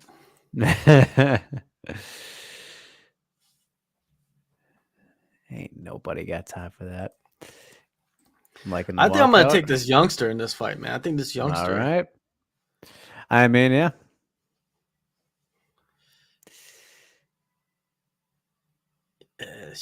Sasaki's been through a lot in his career. Yes, he has. He's just kind of hanging on and riding it out as long as he can. Yeah, man. Because when you train, you put your body through so much, man. And if you've been injured and you've gone through like so many surgeries, and man, it's just great entrance. He's got the umbrella, the mask. I love it. The robe. I mean, the guy has those great tattoos and everything. He looks like a samurai. He's always blonde as well. Yes, he is.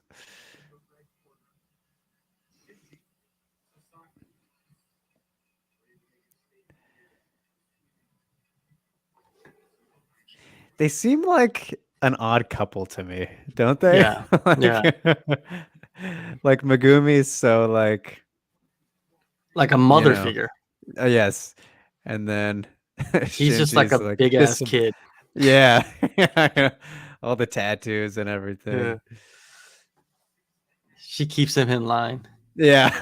She's like his mom wife. Yeah, exactly. Some guys need that. Yeah, no kidding. I know some people that need that. Yeah, she's like, what, 6 years older than him, maybe? Oh, really? Yeah. Megumi's almost 50 now. He's like 48, 47.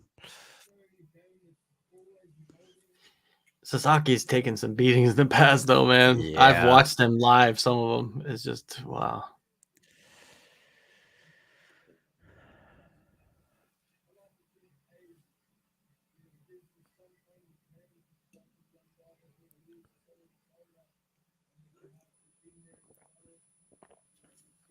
Are they having Damian Brown fight anytime soon? I know he wants to, but nothing booked. Says Iman asking, "What's your prediction?" John's taking Patrick. I'm gonna believe in Shinji though. I think he'll pull it off. I can't tell you how, but I'm gonna give it to him. His name is Patrick. And for whoever was asking about the intermission, we got 20 minutes. 20-minute intermission coming up after this fight. So that's always nice. Just a quick little one. If there is going to be one ever, it's nice to have it be quick. Oh, appreciate you guys who are tweeting about the stream. Very nice. I'm seeing these. Very kind of you. Thank you so much for tuning in. Oh, it's me-san. Yes, we got you. Damian Brown versus Abe is the fight to make, says Aguiar. I wouldn't hate that, John. I wouldn't hate that. Yeah. I mean, that might be a tough return fight for Damian. Yeah.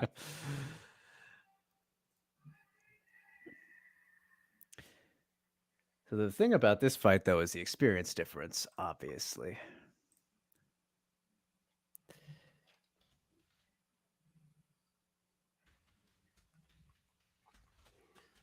But also durability, too.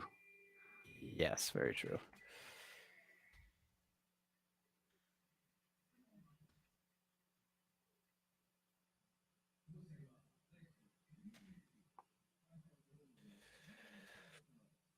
All right.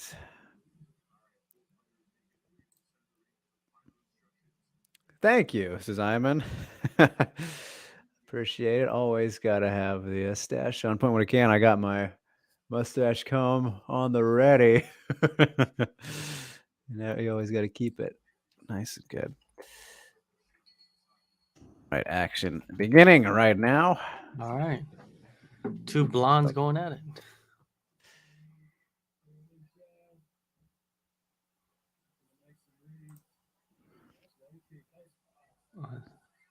Oh, there's a major speed difference. Oh boy. Oh, boy. I think he's already hurt. Sasaki. Yeah. Now he's going to wrestle.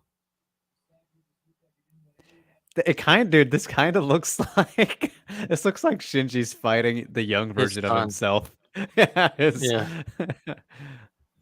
It's like Black Mirror. Yeah. It's like he doesn't want to beat up himself. Right. But his younger self doesn't care. You know, like the older self is like conflicting thoughts in his mind. Teach himself a lesson. Yeah, but the younger self doesn't care. He's like, I don't care who you are. And older self is like, you're me. But you're me. Right now. Yeah, he's talking to right now. It's like, you're me. I can't damage you. I gotta think about your future because you know it's him. He's whispering right in his ear. Yeah. Oh, good elbow. Like, but I'll elbow you real quick though. Yep. Side control here from Shinji. This is not good for the youngster though. No. Yeah, very good position.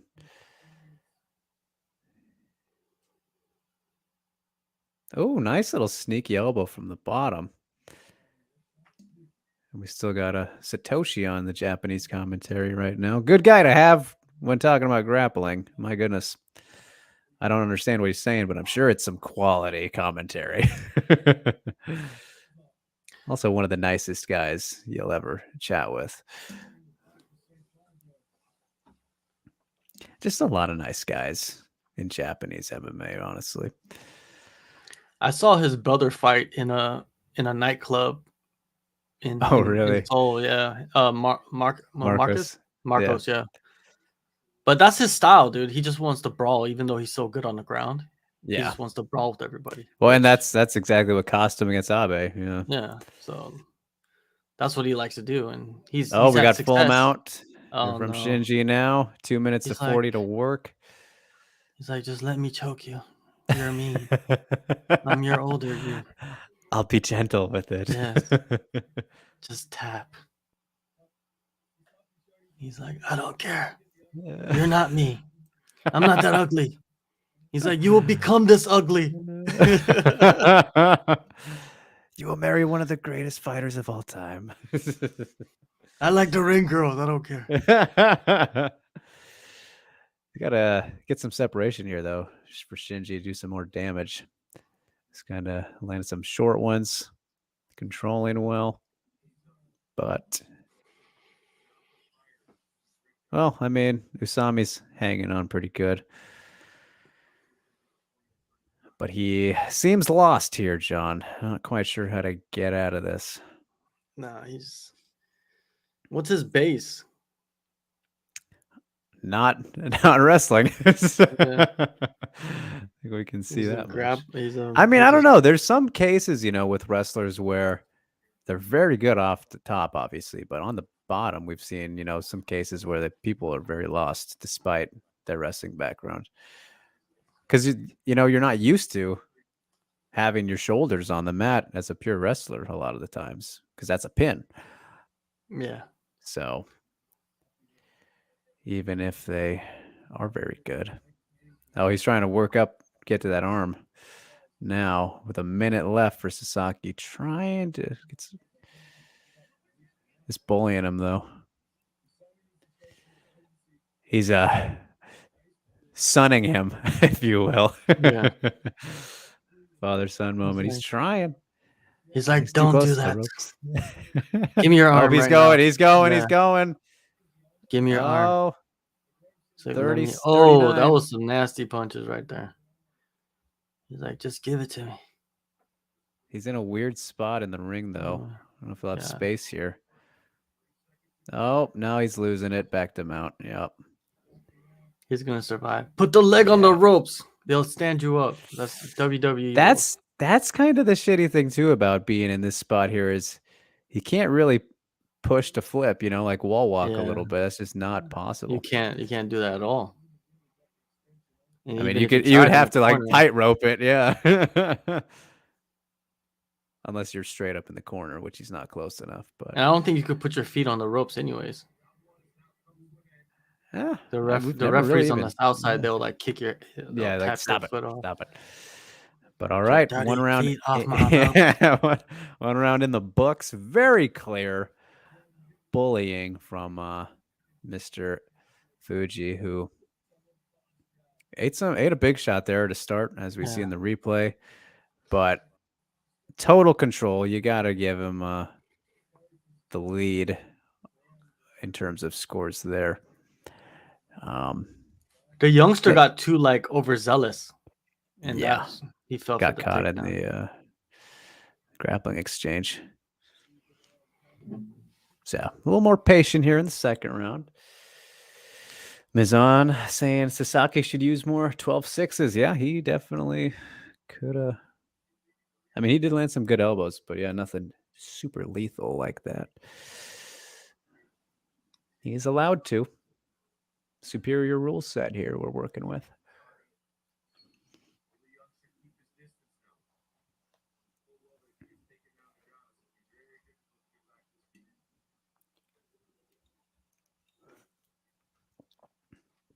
Oh, second round. Much more patient approach from Sasaki, as well as Usami. They're both kind of feeling it out. Ooh, interesting. Little slapping leg kick there from Usami. Seemed like he hurt himself a little bit. Oh, man, he caught him again, though, with the left coming in. See, like, he's timing Shinji coming in.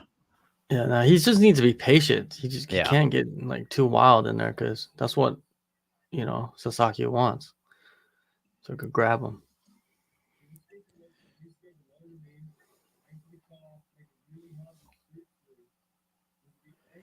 He needs to at least kick his leg, something. Come on. Yeah, that left though, sneaking in there again. Oh, the sneaky left there of Sasaki's. Did he just clap at him? Did you see that? I don't know if I've ever seen that before. Throw him off with something. Good jab from Sasaki. Much more patient approach. I think he's realizing he's getting caught when he rushes like that. Kind of interesting, too, the little ankle tapes that he has on. Like, what's the point of that? They don't cover the foot. They're just on the ankles. He's got blades in there, John. Cut me. Yeah.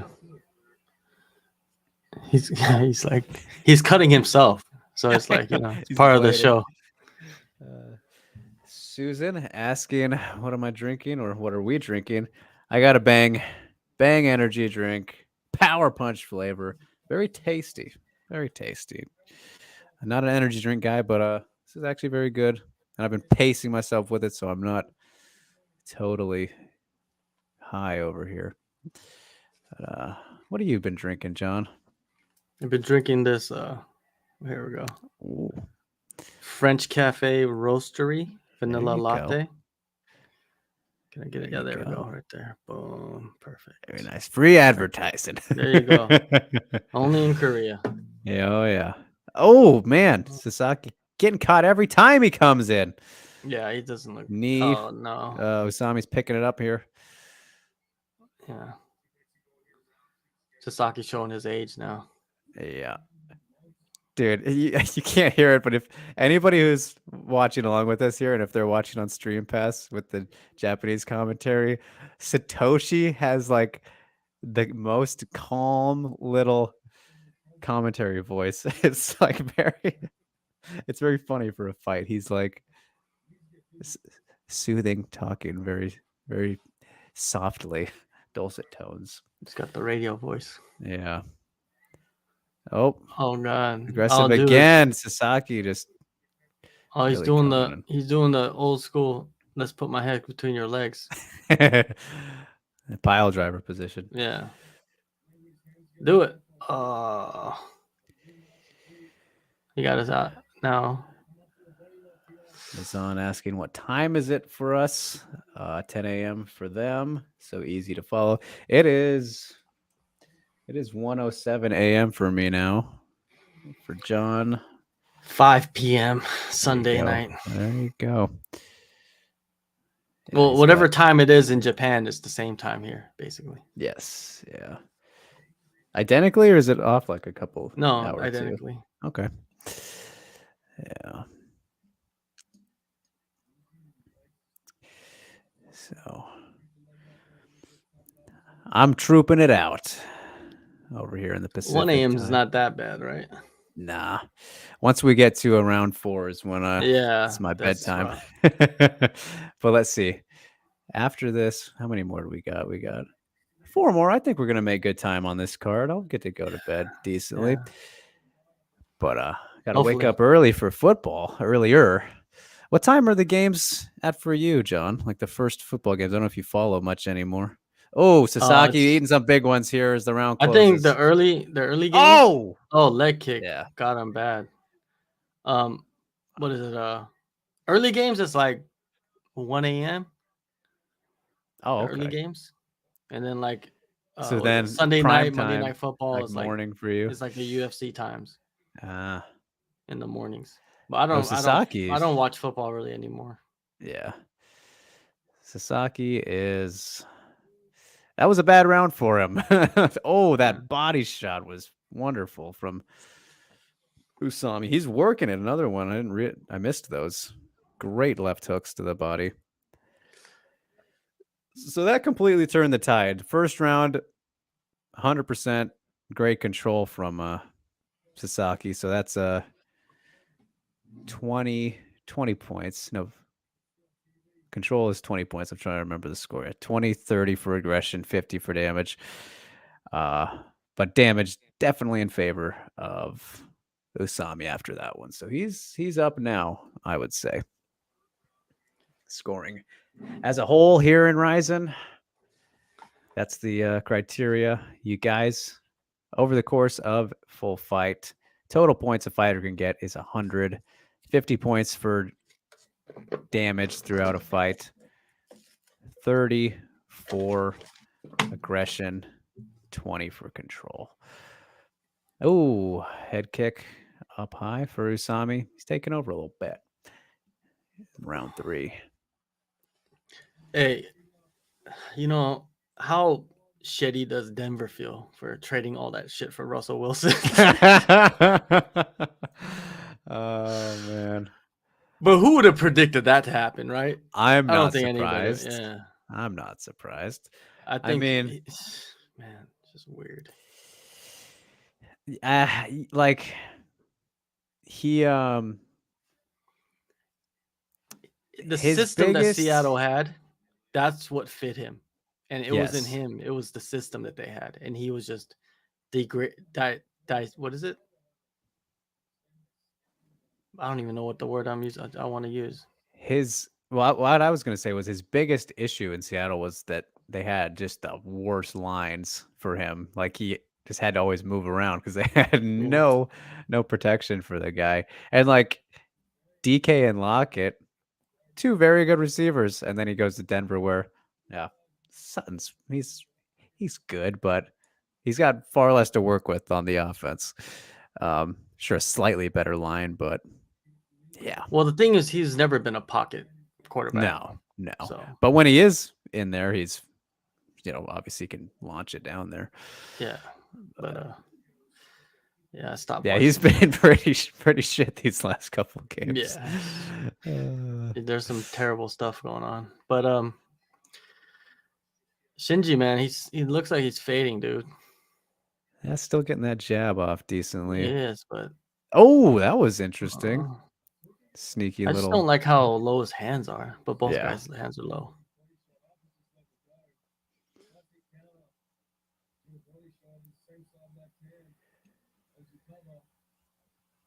What? Somebody's ahead of us?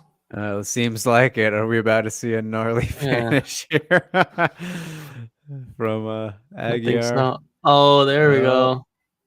Oh, there we go. There we go. Oh no. Wow. There we go. Damn. Feels right. That hurts my soul as a total Megumi stan. But wow, that just kind of came out of nowhere. Yeah.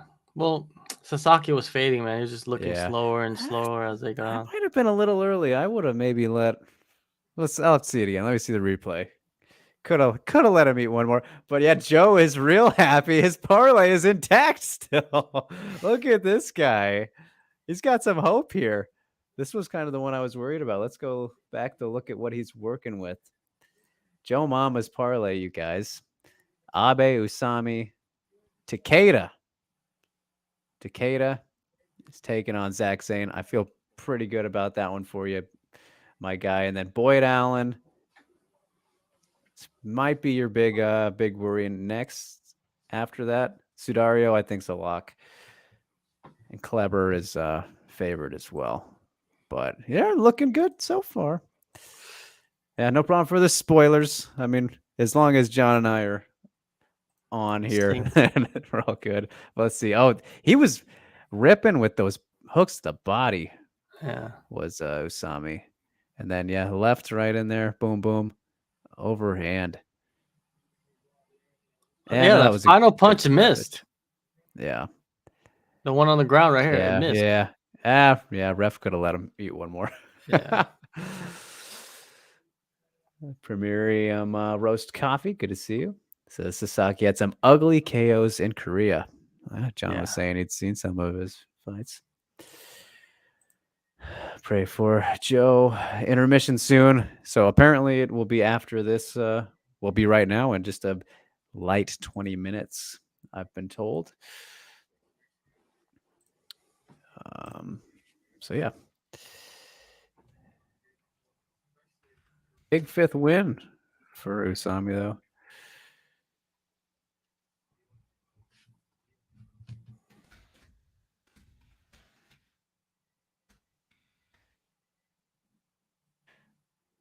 Got the body, overhand right, boom.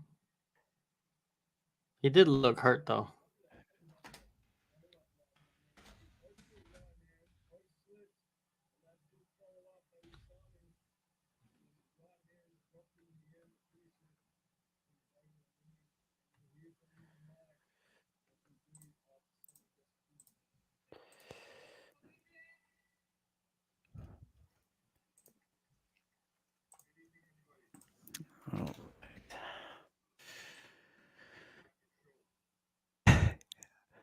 I love when they get emotional. Usami getting all teary. I like the girl in the back. She's all getting trying to hold back the tears as well.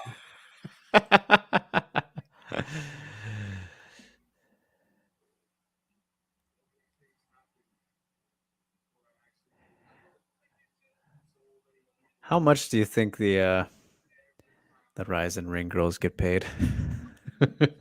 A couple. They have so many. They have like 10 of them. They probably get a couple thousand a show. Yeah.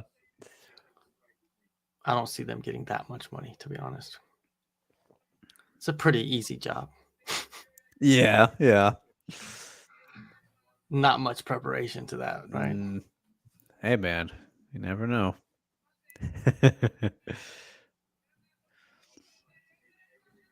How old is Usami? Did you look it up? I got to see how young this guy is. He looks young. Hey, he's got like some acne on him.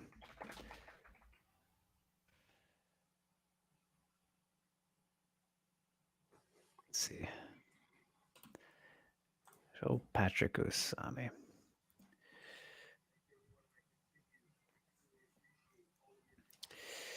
All right. Well, if we are heading into 22, apparently, says a premium roast coffee. Great name. Yeah, 22. There you go. Great time now to get in any and all questions anybody might have. Any questions? Feel free to ask about literally anything. Here, I'll put up a banner. It's always good. Feel free. Movies, TV. You know, I've been going in on movies and TVs recently on Twitter. What are you watching, John? No, Yeah, I've you just have been. actually. You've been dropping some hot takes, my man. But this is true. Like, this is my real. Like, I'm not just. You know me. I'm not gonna just throw something up there. You know, sometimes I do, but not. Yeah. But not on like movies and stuff like that. Like, So Star Wars, Harry Potter, Lord of the Rings, yep. Any superhero movie. They all suck. Like, I'm not interested in any of those things. They're just terrible movies to me. And some people, you know, there's a really fandom for like Harry Potter and Star Wars and stuff. I just can't get into it. You know, sucks. I majorly agree with you on the superhero ones for sure. Lord of the Rings, I did watch the trilogy only once. I'm not super into that type of stuff either, but they're definitely not like my favorite types of things for sure. So I feel you to an extent there. What is your favorite superhero movie? Mine? If you have one, yeah. Probably Batman. Okay. Because he's like the least superhero-y of the heroes. Yeah, it doesn't have any powers or anything. Exactly. Yeah. Premium says Harry Potter movies are good movies from an artistic sense. Yeah, they look good. They look real good. Blade for Premium. Blades are great. Yeah, the Blade trilogy, very solid. All right, what do we got here? Miss On says, by the way, is this event really fast paced? I mean, that's all RIZINs, honestly. They have some of the best pacing in MMA. Once they get going, intermissions are they're just the worst. Yeah, that's the thing here. Oh shit. Okay. Yeah. They're like oh, now they go take a dump. But yeah, 4 fights left. A good timing here as we're getting a little RIZIN Landmark 4 teaser, which that event is November 6th, John. So maybe we can come back for that one. In the Dolphins Arena in Nagoya, Ren Hiramoto versus Dominator Yamasu, one of the more fun characters, I think, in RIZIN, with the company man, the businessman, is kind of his gimmick. I mean, that's just what he is, right? He's just a worker guy, as he likes to be known. But Premium says superhero movies are trash, though. I mean, yeah, that's the thing, is like they're always so predictable. You usually know the outcomes, yada yada.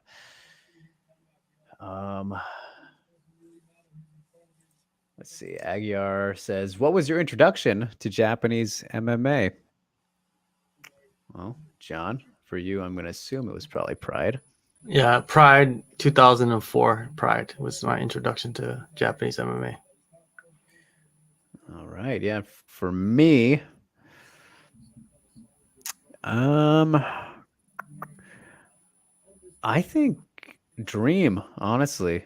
So I remember watching, yeah, it was, because I remember like the first kind of Japanese promotion events I was watching when Alistair was fighting over there post Pride, when he was Ubering, you know, when he fought Todd Duffy on New Year's Eve, I think it was. Yeah. I remember watching that live, and I watched his him win the K1 tournament, and some of Eddie Alvarez's fights, Kawajiri. Feels like such a long time ago, man. I mean, I guess it was 10 years, but like that Dream period was so interesting. So yeah, I think that would have been it for me. Let's see. I'm getting, what did you send me, Joe Mama? Oh, your parlay bets or whatever. I mean, I believe you. I don't need to see them, but I appreciate it. As we move on here, as Aguiar says, Minowa Man versus Samurai Mark Hunt on that landmark card. That is true. Minowa Man still going. John, how do you feel about that? He's never going to stop, right? He's actually probably in the best shape of his career. He looks in better shape than he did before, hasn't he? From what I remember. Or am I tripping? I mean, we haven't seen him since he got blasted by Sudario 2 years ago. So that was just the fight that he should have never took, right? That was yeah. But that was total typical Minowa man. Yeah, Minowa man will fight anybody. Yeah. I almost got tricked by the Samurai Mark Hunt. I was like, Mark Hunt's fighting on that Mark? I was like, no, the Mark Hunt versus Minowa man. That's something Minowa man would do, though. Yeah. Well, he's coming back, isn't he? Didn't you report that? Who? You. Did you report Mark Hunt's comeback a couple weeks ago? Yeah, he's got a boxing fight. Oh, okay. In Australia. Right. There you go. As they are showing, what is this? One of the earlier fights during intermission, at least on the Stream Pass stream. Premium Roast Coffee asking, any ideas who the Bellator guys are going to be on the New Year's card? Heard rumors of some champ versus champ bout. Things are pretty tight-lipped at the moment. The biggest rumor I've been hearing about is the lightweight tournament being the next tournament after the atomweight one here, which, my goodness, you could get some great matchups between the Bellator lightweight division and RIZIN's lightweight division. So if you were to do that, then it would be what, Pitbull's still the champion, right? At lightweight. Yeah. And he's already fought in RIZIN. He fought Tofik in the finals a couple of years ago. If you did him versus Satoshi, why not? I wouldn't hate that. Well, wait, no, he's got a fight coming up here like in a couple weeks. He's got to get past Umar, right? Or no, Usman Nurmagomedov. That's who he's fighting. So that's kind of a big one. We'll see how that shakes out. So I don't know about that then. But yeah, things are still kind of up in the air. Premium, but it should definitely be fun, whatever we get. This was my idea, John. I want to see, as Goichi has to wait for Amasov and Storley to rematch, have him drop to lightweight and challenge Satoshi. That's a fight. That's a grappler's delight right there. I want to see that one. Yeah, but I think maybe what is it? Yamauchi, right? Yeah. Goichi Yamauchi. I think he'll be too depleted to actually compete. You know what I mean? I don't think the cut to 155. He's been at lightweight. He's been there. I know, but I think he's missed weight though. He has. I remember. Oh no, the thing was he fought in California and they told him he wasn't allowed to anymore because they have the limit of 10-pound rehydration or whatever. Oh yeah. And he was past that, so like, no, you're not allowed to fight anymore. So he went to welterweight, and he's looked great at welterweight, but I don't think he had issues. They were just like, it's not healthiest for you to do that anymore. So that's kind of what happened with him. I'm gonna have to see if he missed weight because I believe. Yeah. I swear to God, maybe, he missed weight. But I don't think so. Yeah, you probably know better than me, but. On my stream, they're re-showing Trent's fight. Why do we gotta do that? We don't gotta see this again. But I kind of do want to see that leg.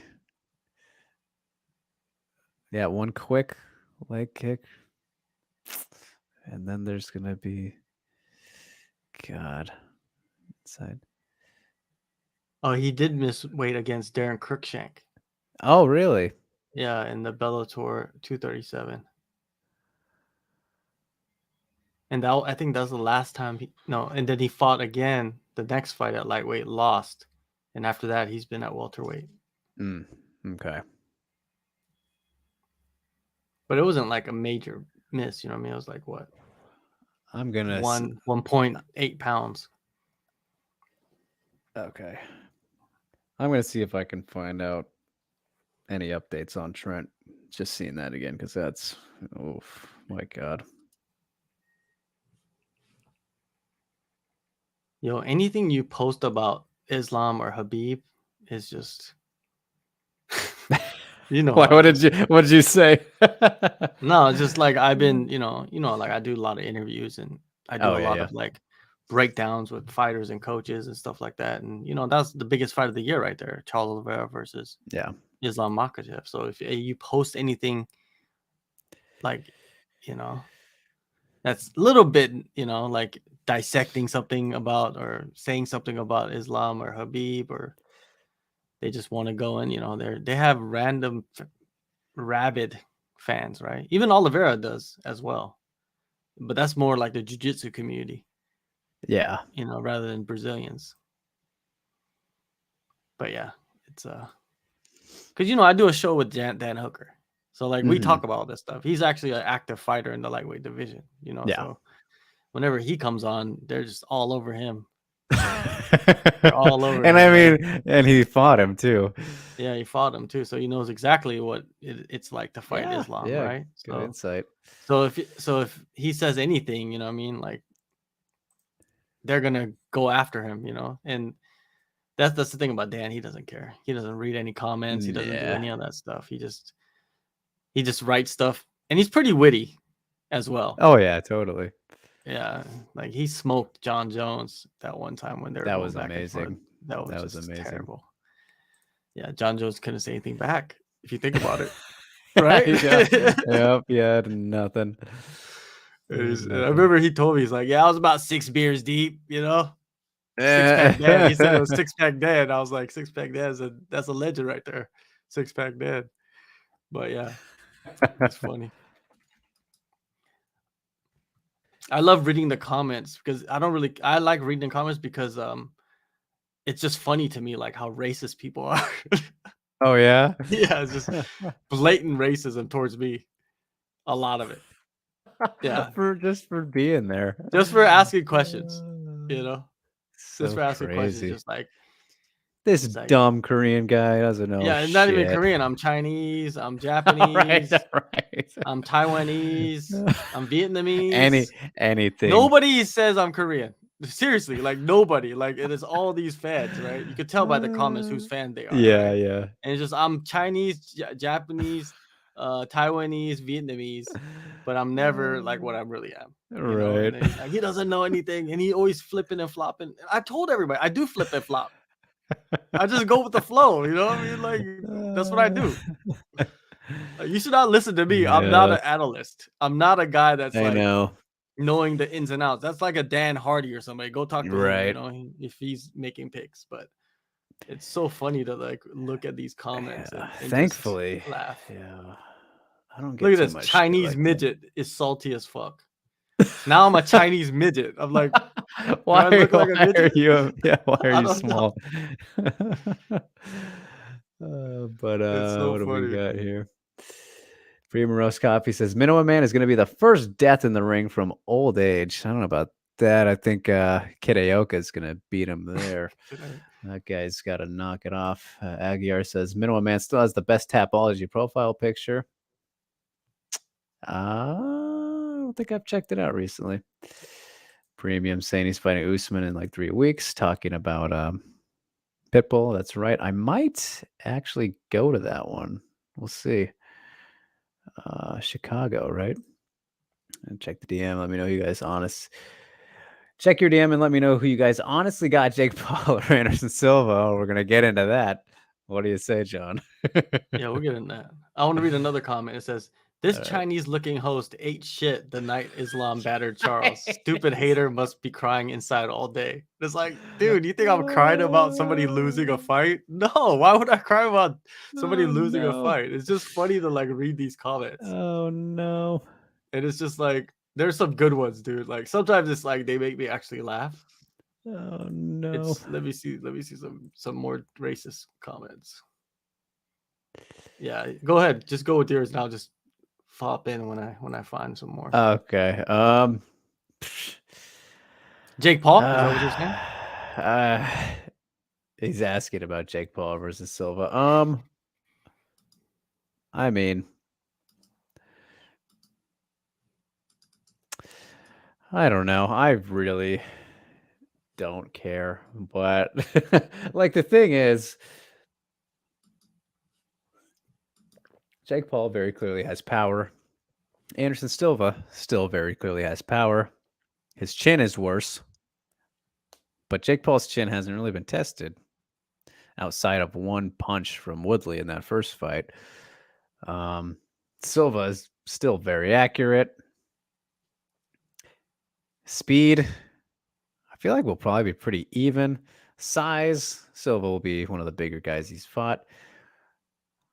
I don't know. It is very kind of even and tough to pick, I think, but I think I'll probably have to pick Silva just because he's still got enough enough in the tank. It's just a matter of if he avoids getting hit with the big shot, I think, and I think he should be fine. He's just a very interestingly deceptive striker, and he always has been. But and hey, Sakizawa is also on the commentary table right there. I haven't even heard her. The atomweight champ, but yeah, I don't know. I've been picking against Jake in all of the fights, really, Joe, but I don't know. Yeah. Well, I don't know. Yeah, that's the thing. Like, you've been picking against him so many fights. Now this is the fight where you should pick against him. Yeah, this is the best striker he's fought. Yeah, but the thing is that you should pick against him, but then now you don't pick against him, or you pick for him, and it's like the trick to this. Like, it's like now you're gonna trick yourself into thinking that he's gonna win this, maybe, but then you gotta think Anderson Silva's 50 years old as well. You know, even though he's in great shape and he's a striker and he's looked great, but Jake Paul, we can't underestimate his boxing, right? Like, of course, he's not boxing boxers, but the dude clearly has power, and he clearly is trained by some of the best trainers in the world for boxing, right? Yeah. And I think a lot of this is just emotional. A lot of people are emotional about Jake Paul, and that's how they make their picks. And to me, I'm staying away from it, man. I hope Anderson Silva wins. But would I make a pick on it? No, because it's not Anderson Silva that's 35 years old. Anderson Silva is older than me. Almost 50. You know what I mean? Like, yeah, it's a hard choice right there. There's no money that should be bet on this. You should not be betting money on this unless you want to it's money that you could just throw away.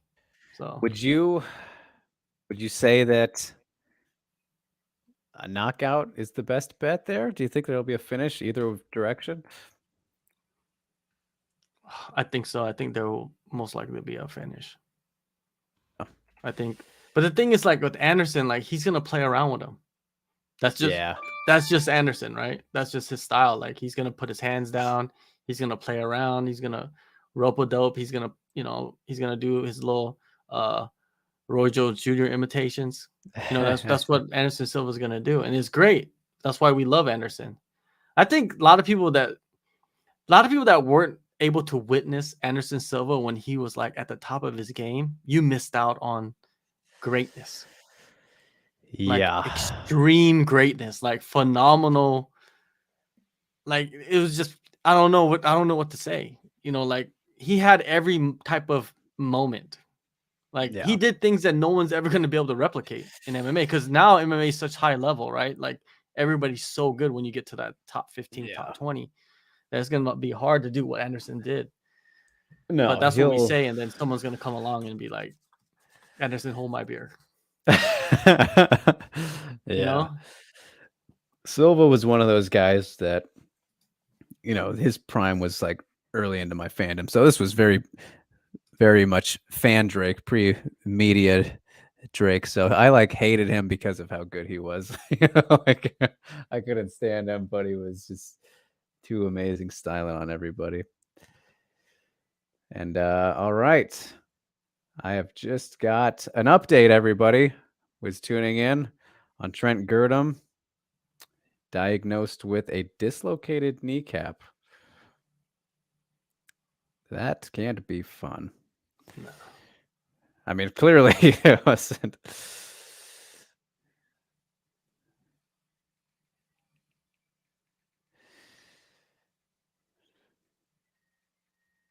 Yeah, I mean, watching it, there was only like the two angles of that, but from the behind one, it looks like you could see that thing roll to the side of his leg.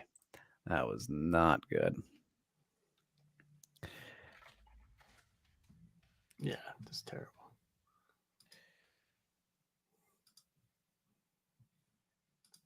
You know, on YouTube where they have like the held for review comments? Yeah. I just put them all up. Like I just load them up in there. Just it fuels the fire, you know? And it's good for engagement, right? I think.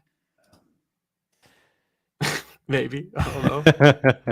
I just put them in there, man. I don't care. Like people are going to get mad. It's funny.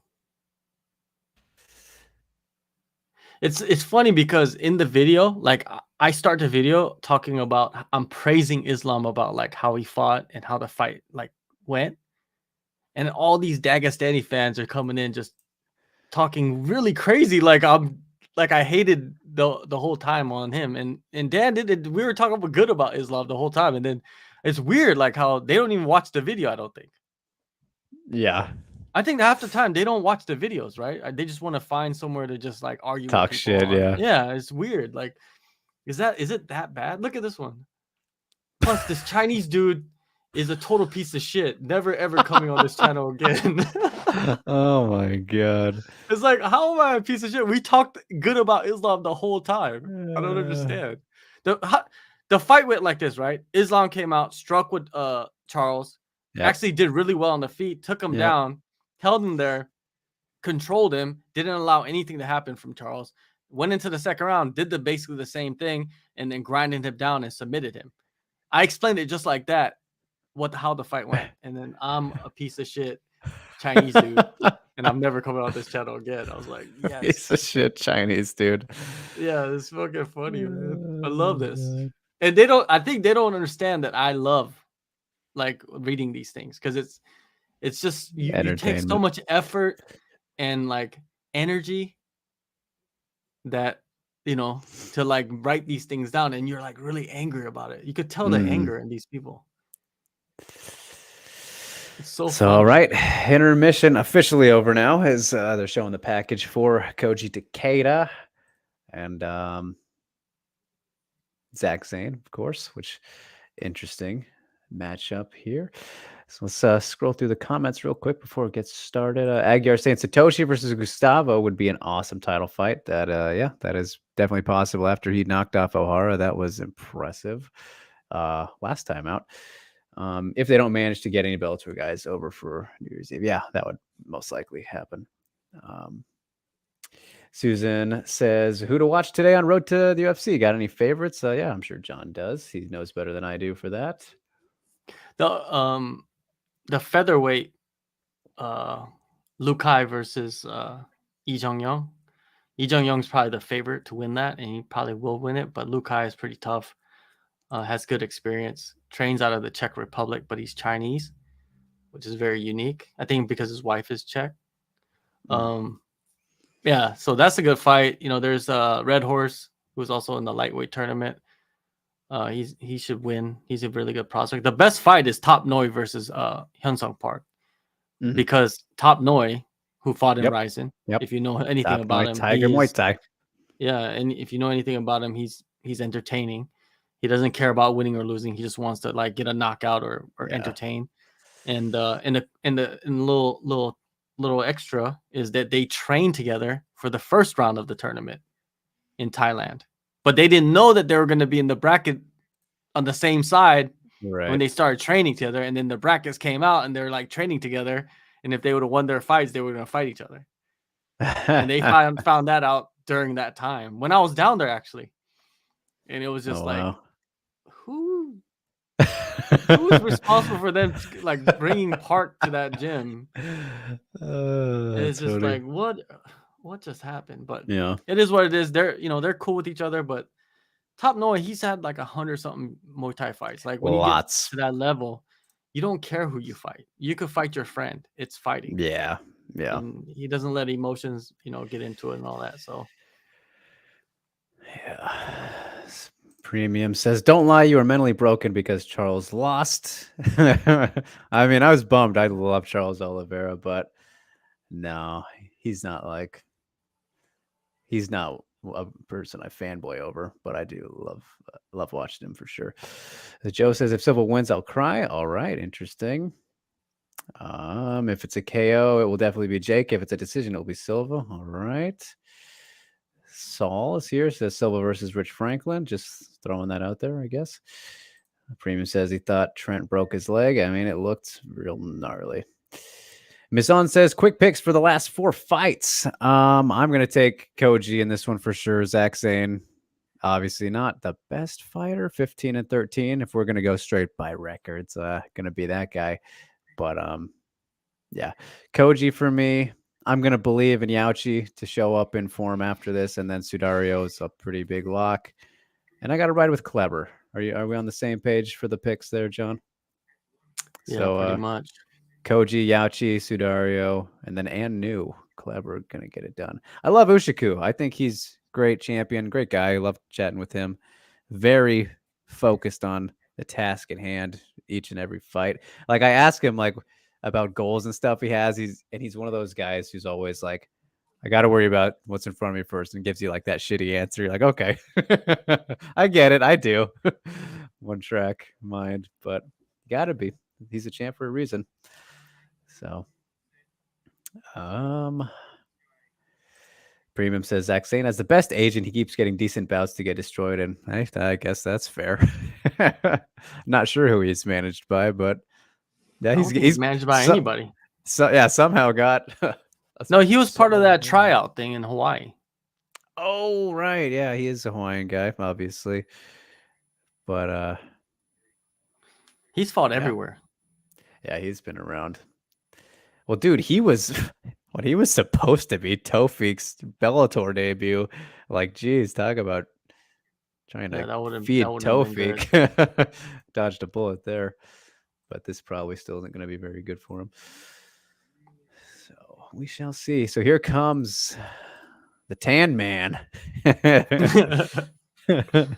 Here comes the bride. Dude, he should be his nickname should be like Leatherface, because he's just such a leathery man. For real, Leatherface would be actually a good name for him. How I've never heard that nickname in MMA. Nobody's Leatherface? ever done that. Yeah. Well, I don't think nobody wants that type of nickname. Yeah, it's too intense.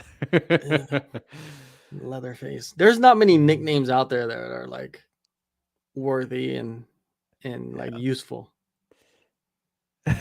Right? Like, think about it. Like the Korean Zombie is a nickname that came out and it was completely useful. They don't even call him by his. Nobody knows his real name. Yeah. Oh, he doesn't look as dark today. Yeah, he's looking a little lighter. Staying out of the booth. Yeah, because dude, that's hilarious. First thing we both notice. What is this stretches he's doing? What is he doing? Oh, he's gonna do jiu-jitsu today. That is so he does funny. Look kind of light today, you know? It's weird. And the blonde hair makes him look darker than yeah, it generally does. Yeah. Look at him. He's like, yo, I'm going back to my natural complexion. Dude, I've never seen him not tan though. Like I wonder what his natural skin color is. That's right. We have never seen him tan. I don't think he could go back because he's tanned so much. He's just he's permanently he's burnt. He's basically burnt. And you know, it's not like he's been just tanning. He's probably been rubbing all kinds of like 100% tan enhancement. It's TEDs. TEDs. He's been taking those TEDs, right? Like, that's amazing. The tan enhancement drugs. He's been taking those, man. I don't know. Maybe it's the lighting. He's looking a little bit darker now as he comes out. We'll see once he's in the ring. No, because like this has been around for a while, man. Like since the Pride days. Because like if you think about it, Sexyama has been tan as hell forever. He's never been not tan. Yeah, that's true. But Sexyama looks a lot more natural though than Koji's tan. I don't know. Sexyama look like his tanning has made him look old in the face. Like his body, because he's been taking those TEDs, looks pretty good, but his face is just like really old, you know. Yeah. He has aged. He's Leatherface for real. I don't know. I think he still looked pretty good last time I saw him. I know you're Zach talking Zane about? actually. I've known him for a while. Oh, yeah. I've interviewed him a bunch of times. He's pretty cool, dude. He used to be a professional surfer, No, which is cool. very odd transition.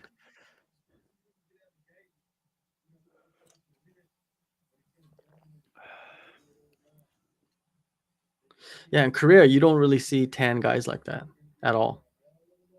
Yeah. Korea's more of like the fair skinned. Yeah, the opposite. Yeah, they like to keep their skin fair. But the thing is, like in Japan, mostly it's dudes that do this. It seems like you don't really see the female women. Yeah, doing it, no, you've never seen like a super tan woman. which is At least kind of I can't think of one. But I used to be into like the girls that were like tan with blonde hair when I was young, because that was like just in general, or you mean yeah, Asian just in women? general, just Okay. no, not Asian women, Yeah. just like white girls with tans with blonde hair, Right. like natural blonde hair. That was like a big thing for a long time. A lot of the Yeah. girls that look like that. How many people that is? Oh, I thought there was a bunch of people in the corner, but the lighting just makes it look like there's a bunch of. Do you see it?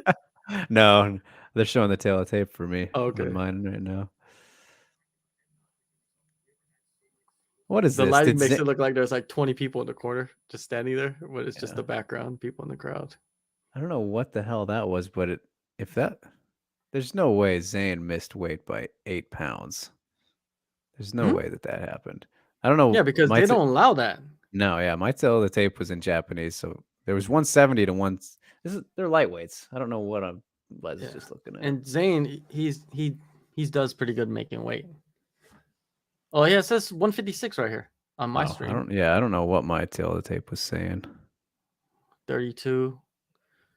I mean, even if that's kilos, that doesn't make sense. I don't know what the hell it is.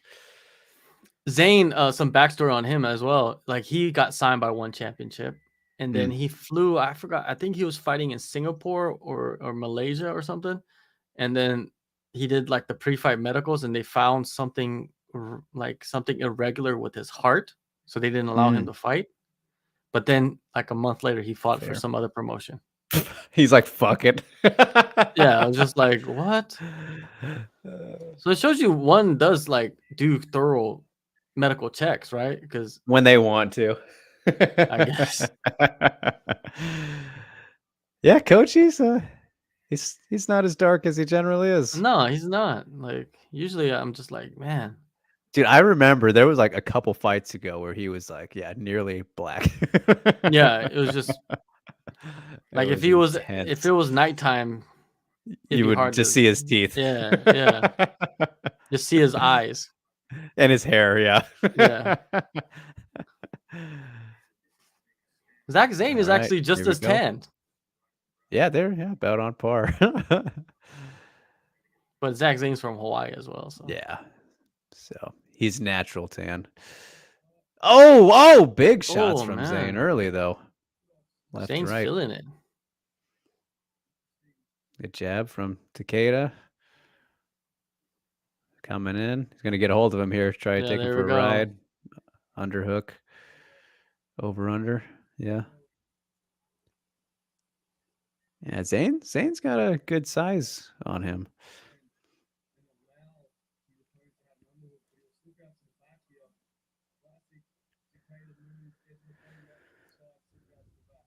In the corner now. This is exactly where Takeda wants to be. Hit his suplexes. Use the leverage there. Get the hips low. Send him for a ride. But he's got to get that underhook. Get that over to go under. He just has the one. Eats a knee for his trouble. Still working. If he gets the back, that's when things are getting problematic. But pretty even position here, aside from having the having Zane backed up.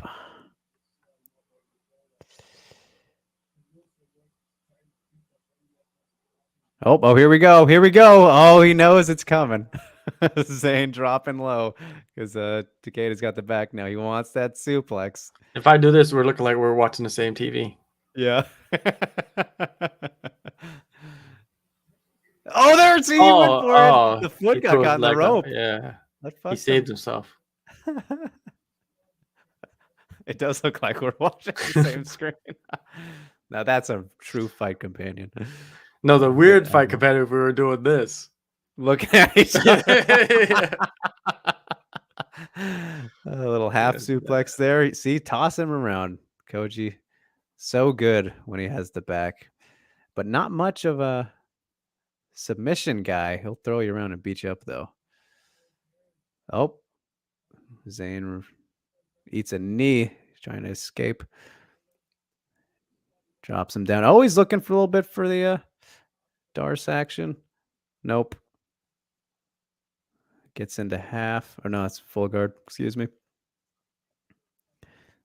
Better spot, probably, honestly, for Zane, which is fair to say. Yeah. But yeah, I think he's going to want to work from space like how this fight started, because Koji just gets a hold of you, throw you around a bit. Very deceptively strong. I mean, not that he doesn't look strong or anything, but the way he can just kind of muscle people like that, always impressive.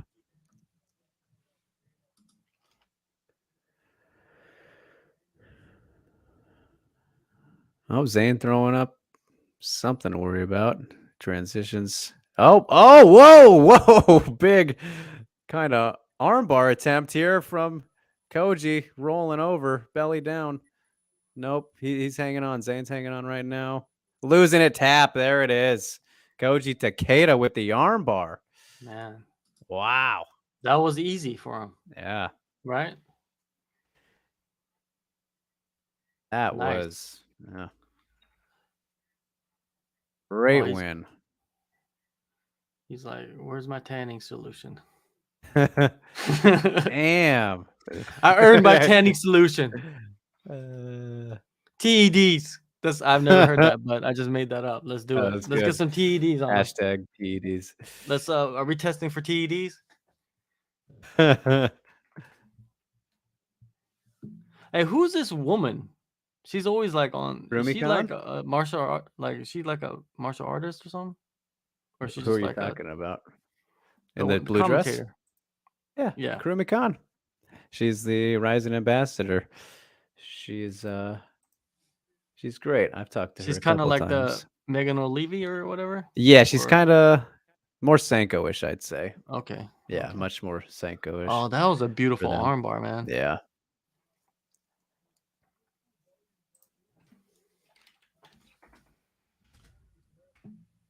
That was great stuff. Look at this guy. What a goofy dude. He's like, now hold the sponsor that you're not getting paid from. Aguiar says death taxes and Zach Zane losing in the first round. That's 7 first-round losses for him. Wow. Yeah. All right. Oh, at least he gets paid. And Joe Mama continues his parlay streak. Yo, it's like he's from Hawaii. I was checking out Hawaii and like the cost of living there. Mm-hmm. It is insane. Oh, I'm How sure. do people live in Hawaii? I don't know. Born into it, maybe. Mostly. Man. Or rich people. Yeah, but there's so many fighters that are like not well off. Yeah. Yeah, I don't know. Rich families. I mean, the families are so big. Yeah, who knows?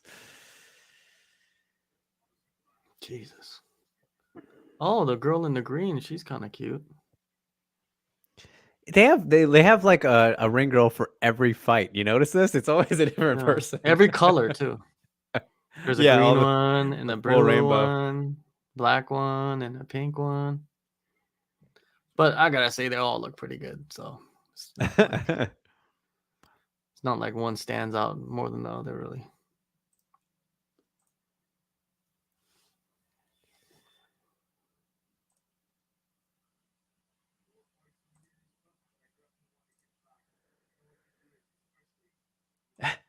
Miss says, how do people live in Hawaii? Quoting you, John, the secret ingredient is crime. Have you ever been to Hawaii? No, but I know a lot of people from Hawaii, though. And yeah, there's a lot of crime going on. I know that for sure. It's such an interesting place. Like, to have an interesting small place that has these issues apparently. Like I don't really know, but then all the tourism and like premium vacation place and all that. What a crazy money, contrast, right? It must be crazy money to like go on vacation in Hawaii. Yeah, at least a couple thousand. You could probably enjoy a good Hawaii trip for, I mean, depending on how long, $2,000 to $3,000 US. For depending like on what you want to days? do. Yeah, you know, because like a flight there, at least from where I live, around 600 to 800. But it's only like what, 5 hours, 6 hours from Portland? Yeah. You can straight shot that. I don't think any pit stops on that one, right? Yeah. Well, I mean, sometimes you have to go down to California, which is dumb. Oh, really? Yeah, that sometimes. Is dumb. Yeah. So. Yeah, it's like I remember. I mean, I guess this makes more sense, but when I went to China, I had to go up to Vancouver, Canada first. So that was like a hour flight, maybe less than that, probably. Man, imagine if you would have stayed in China and then the pandemic hit. Dude, I would have got fucked. I literally left. It couldn't have been any better time. For real, you're lucky. I got very lucky. And did I tell you too that the school that I was at teaching for, I found out like shortly after that they didn't end up like getting paid, the other foreign teachers. Like they were stuck there as well? Yeah, they couldn't leave. Yeah, obviously. So it was like, oh my goodness. How did they not get paid? And this was school. Well, I think it obviously had to do with something about them not working, and I don't know. Oh man, just kind of a big. That's mess. Got to be depressing, dude. Because I mean, I still could obviously made money with MMA stuff and writing, yeah, but still being stuck there, yeah. Yeah, because how are you gonna like buy anything if you don't have actual money? Yeah, I mean, it's also pretty cheap there. Yeah, I mean, it could have made it work, but it would have been stressful. It would have been very stressful during that time, and like, I don't know how long it would have been until being able to even leave. So, I went to China in 2006. I think it was like 2006, 2007. And it was super cheap, man. Like mainland China, I was in Beijing and a bunch of other cities. Stayed there for like 2 weeks, like just traveling around. Yeah. But it was super cheap, man. Like I was surprised how cheap it was to. Oh, it's amazing. You feel so rich there. Yeah. But then like rich. I remember what I heard is like when you went back, it became a little bit more expensive. Like it wasn't like as cheap. And then I went to Shenzhen for the UFC, and I noticed the difference of like what the price was, but still cheap. You know what I mean? Compared to the dollar. Yeah. Well, yeah. US dollar, $1 is 7 there. So like 7 times what you have. That's pretty crazy. And I mean, like a lot of currencies dropping now around the world, except for the dollar. Yeah. The dollar is strong. So it's actually good to go out and do things right now because the dollar is so strong. Yeah. If you want to go on vacation or anything like that. That's why I'm hoping to go to Manila soon or the Philippines because like I've never been there and I know the dollar is pretty strong in the Philippines. Yeah. So hopefully make that trip. We got Boyd Allen making the walkout, RIZIN debut. Big one here against Yusuke Yaochi, one of the most exciting fighters in RIZIN history, if we're going to be totally honest. Always love a good Yaochi fight. Has had some serious bangers. See what he can do in this one. What Yaochi shows up. It's like I said earlier, he's been hit or miss in recent years. But always a fun guy. Yeah, he's a lot of people are picking this upset. Yeah. Right? Even our guy, he's picking the upset, right? This could be make or break here. How far does 50K they gave out. Oh man, 50K in Thailand is I don't know if you're gonna buy a house. Maybe if I think you could probably buy a house, but it's not gonna be that big of a house. But still, it would set you up. 50K in US Yeah. here. I have a calculator on my phone for currency. Let's see. I'll put in the bot. We'll get to the bottom of this. But the bot is strong right now as well. Is it 1.9 million bot? No. Yeah, does that make sense? That's what I got. Yeah. It should be. It should be that. Yeah. If you're Thai, you'd figure out a way to buy a house with that. There'd be a way to buy a house with that, like 1.9 billion baht or million baht. Yeah, you could figure out something, but it's not going to be like quality of the house. But it'll be a decent quality. It might not be the best location or anything like that, but right, but it'll be a decent place. It'll change it, a lot for you. 50K. Mm-hmm.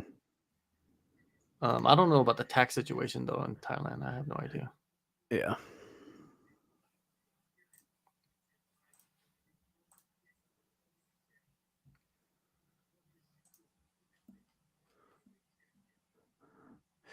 I feel like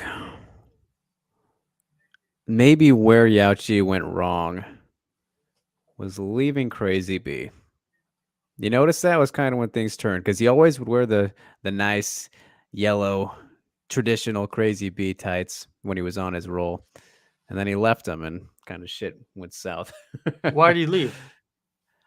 I don't know. He just kind of he created his own camp. I forget kind of where he went or who he was working with or is working with now, but yeah, he left a while ago.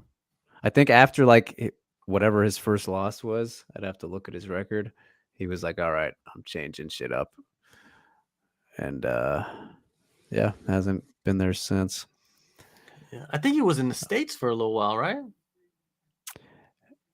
No. I think he was in New York, maybe. It would have had to have been before the pandemic, but that was like right around. But he left them and he just went somewhere else. Yeah. Maybe he went wrong when he started like hanging out with celebrities. Yeah, very true. Very true. I mean, geez, look at what Crazy B has done for Siwoo Park's wrestling. My goodness, her defense specifically, one of the best sprawls in the world right now. Final prediction, I'm gonna believe in Yaochi. I'm gonna believe in him. I got the champ, Saka, back on commentary, Japanese commentary. I've never even heard of this guy, Boyd.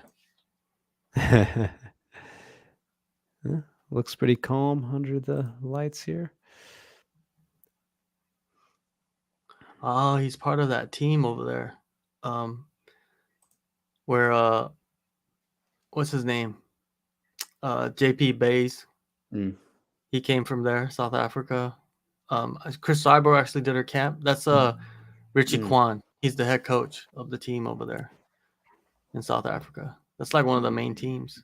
I think there's a couple, but he's like one of the main teams. So good coaching. Drakus, this is premium roast coffee. I don't know. I don't think Drakus is part of that team. But he's a South African. Yeah. Though. He's probably going to beat Kelvin in his next fight, right? Or no, he's fighting Till. Never mind. Yeah. He was going to fight Kelvin. Yeah. But Till's he's doing his camp like isolated now. Well, let's see if that helps. Exactly. Because I think doing this camp with with Hamzat, and I didn't think it'd help him at all. Yeah, I mean, we haven't even seen. He hasn't fought since he got buddy with him.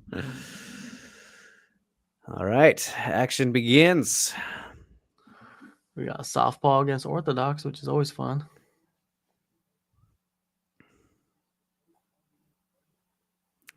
Boyd backs him up in the corner right away. Body lock from Yauchi, trying to get the trip. Over under, though.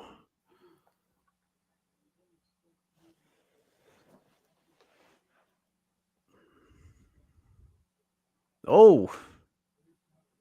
Jockeying.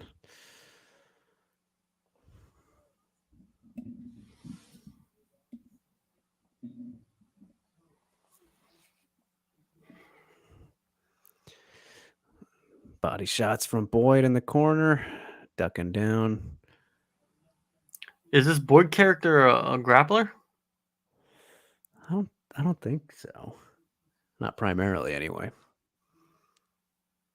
As Richie F is here. Good to see you. Says Alan is from EFC with a pro boxing experience. So yeah, there you go. So he's a striker.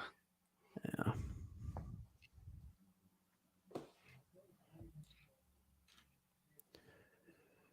Oh, Yauchi going for the trip. No good. What's the knee? Hey, was that not cheating? He grabbed the rope. Totally. I mean, he still got taken down, but didn't help. Yeah. So Yauchi lands in half. It looks like. Can't see that left leg at Boyd. Yeah, he's got half. Oh, trying to escape an ankle. Oh, damn. Heel hook. Well, I guess he has 10 wins by submission. Oh, wow. Oh, Yauchi out of trouble for now. Back in half. Very nice. Applause from the audience.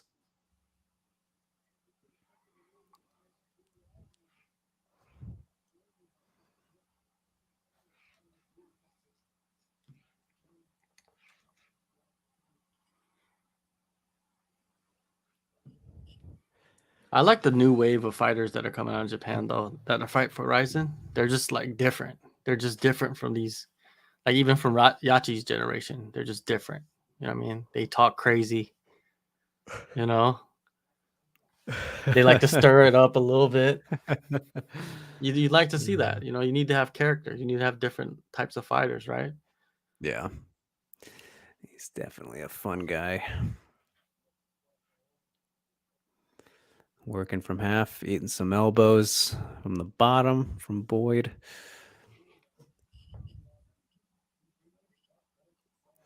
Kind of interesting to see Yauchi go for this grappling approach. Mixing it up. This Jesse says, even Satoshi likes to talk a little shit. I've never really heard him say anything too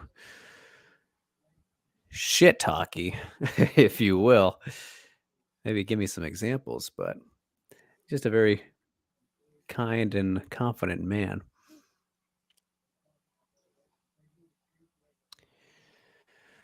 As Yauchi's still working from half. Some little tight shots here with the right hand.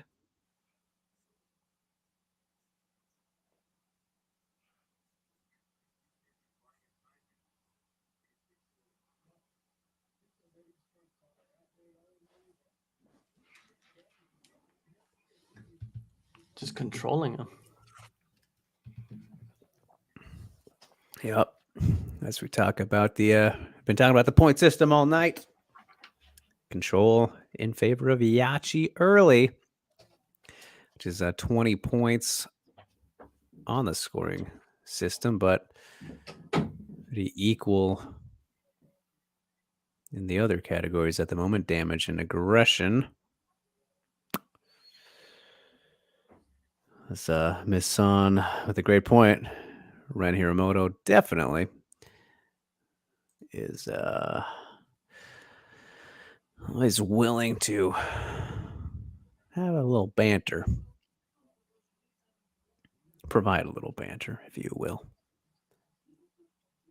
So Yauchi about to end this round on top.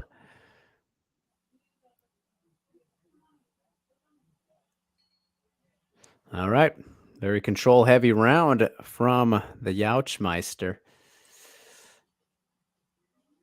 Who saw that coming?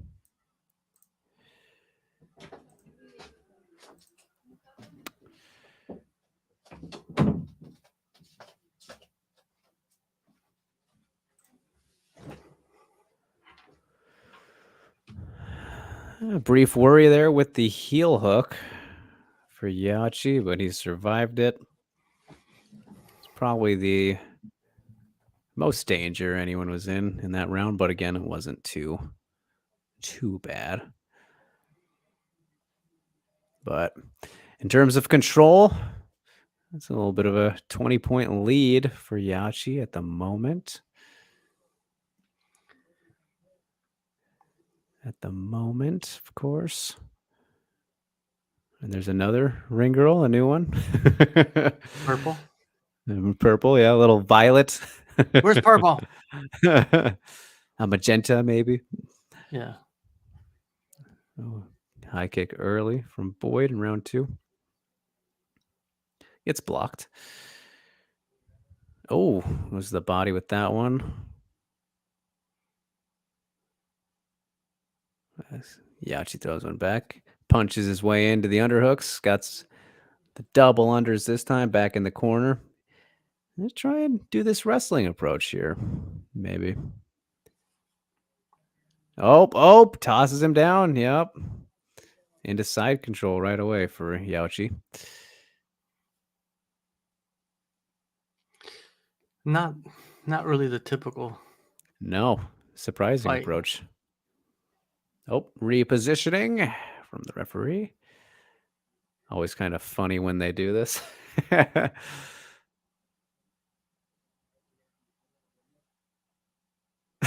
It's kind of like awkward.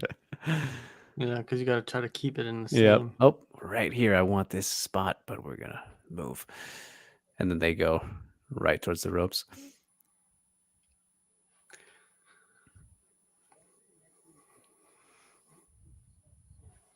Yachi trying to find some kind of good position here, but Boyd kind of locking him up with the knees wisely as Yachi tries some knees to the body from the side. Kind of a bad angle with the corner here in terms of getting off of effective offense.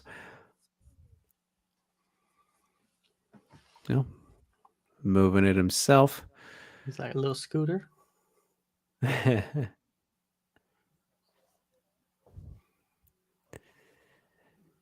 Yeah, you can't really do too much from right here. No. He's just winning the rounds here. Yeah. Working that control, but that is the lowest scoring factor.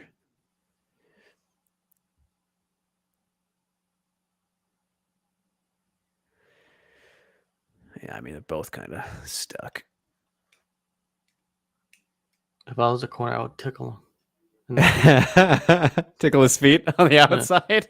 Yeah. He's trying to rope walk here. And ref's trying to stop him. Yep. Tight rope.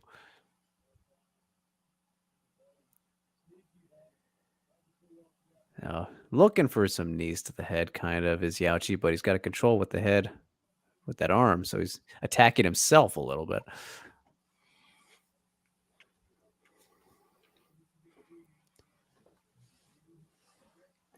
Yeah, he's just he's trying to advance if he wants to get some damage off here. Go for the crucifix, Yachi. I mean, that arm is begging for it. Some tight little punch. He doesn't want to take risks. Yeah. But I mean, yeah, Boyd doesn't really know how to get out of this either. He doesn't want to take risks because he's taken some risks in a lot of the couple fights in the past, and yeah, not really worked out for him, you know. Mm-hmm. He was actually the golden boy of RIZIN for a little bit. Totally.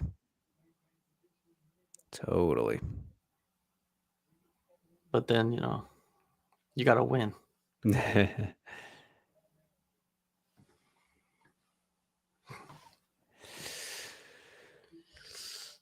Yeah, just I remember when he completely fought controlling. Volkanovski. Right, yeah, that was in what was that called? PXC. PXC, yeah. That's when I actually started covering, like, knowing and covering Volkanovski. It was that fight. Yeah, that's crazy to think about. Where their careers have went.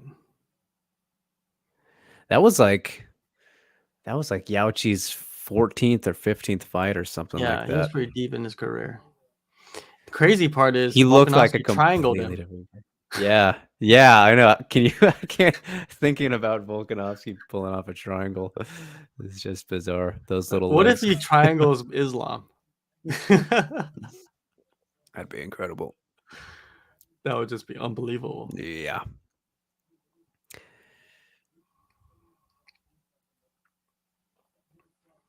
This is what I could see the Islam Volkanovski fight playing out like this. Right. Well, this is completely 100% 20-0 right now for Yauchi in the lead. Yeah. Easy control to score. Nothing else, though. I don't think there's been enough aggression to give either direction. Definitely not Boyd. But it's like he's turned into John Fitch. Yeah, this is an incredibly disappointing, like in terms of entertainment from Yauchi we're used to seeing. Yeah, that was it from the very beginning of that round. He hit the body lock, and then they were in the side control that entire round. It's like 4 minutes of it. That was crazy. Look at the boss man in the back. He's just like, what is going Unimpressed. on? It's like, this is when we should do the intermission when they're fighting. Right. Yeah. Wow. Very disappointing. Aguiar saying, yeah, smart Yauchi is no fun. Yeah, it's working, but it is yeah, not what you want to see too often from him. But Boyd doesn't need a finish, but he needs to obviously do some damage. And he can win it.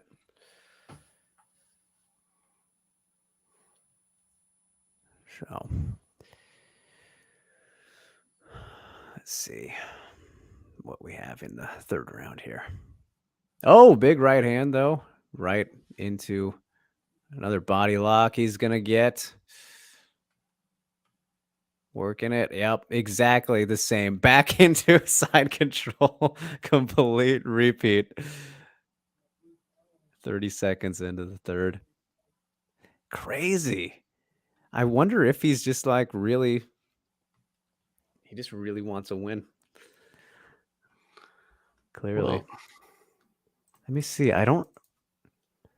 What's his last fight? Was the rematch with Gustavo, wasn't it? Let me see here. Well, Yachi's in full mount. Now he's in mount now. Yeah, he just advanced. There we go. Full mount. Good. He's got he's chest to chest. Yep. Or chest to face. He's motorboat. he's motorboating. Oh, shoulder strikes. A few of them. Slamming the shoulder to his face. Yeah, two fight. Yeah, I think he's gonna ride this ride. He's gonna try to ride this round out like this, man. Yeah, lost the Gustavo rematch, ground and pound. Boy just can't get up. No.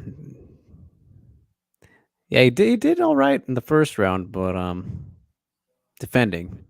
I mean, obviously not enough to keep Yauchi from getting him down, but once down, he has been a fish out of water. Does Yachi have his own clothing company?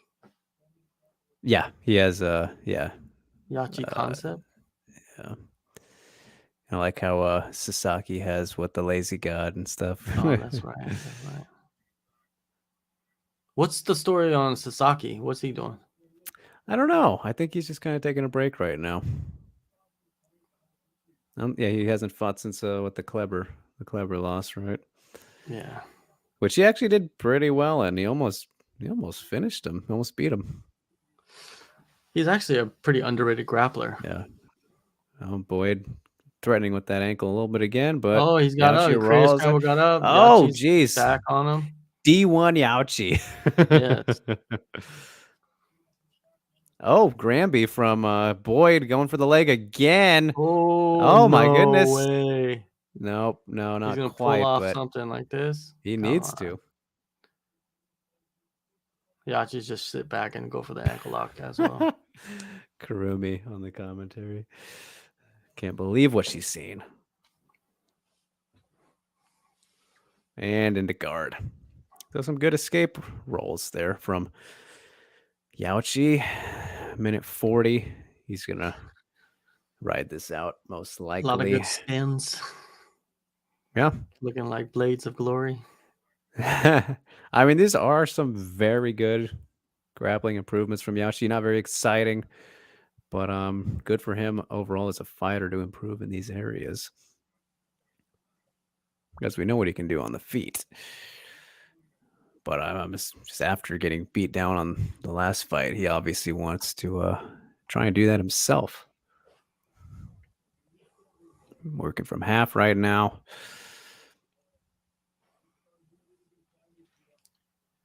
Not when these guys both stand up, they're gonna look like they didn't even fight. Like this is the easiest, clearest 20-0 score you could give. Control for Yauchi.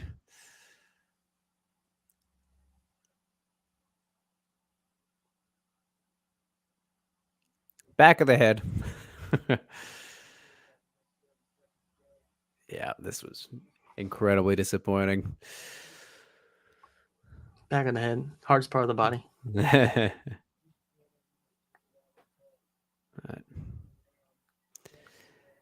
Back in the win column will be Yusuke Yauchi. Goes back to side control. It's 15 seconds. Little elbow.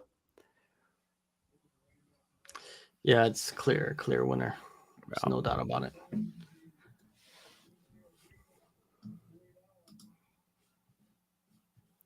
And there's that. Man, that was a bummer.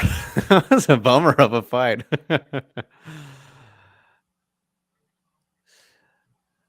Jeez.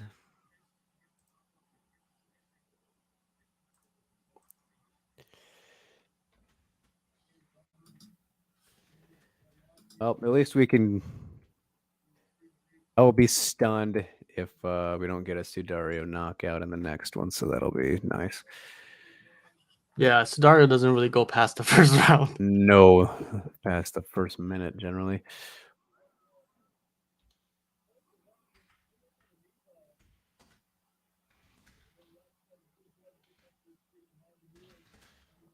That was a long flight from South Africa. Yeah.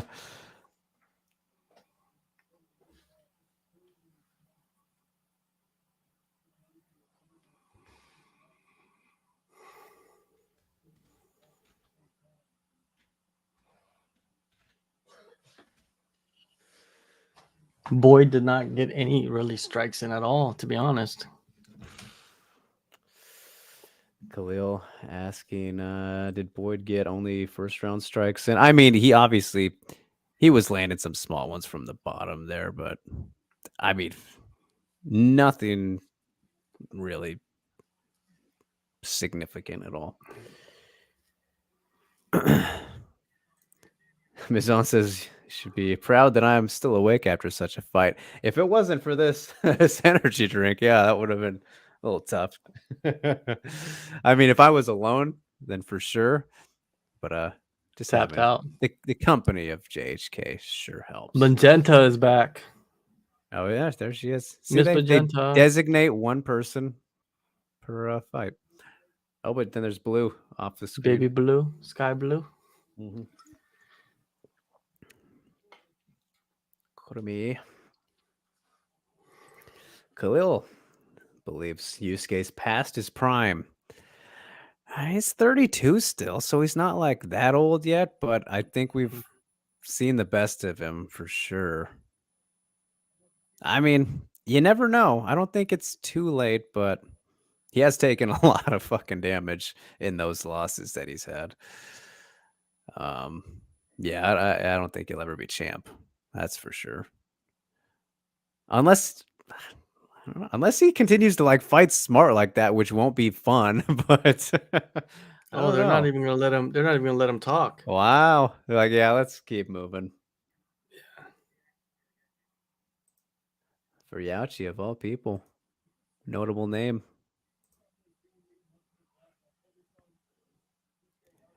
I mean, if we're gonna be honest, that was one of the worst RIZIN fights I've ever seen.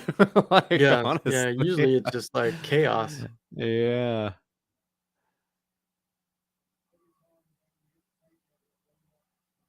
He's happy with it.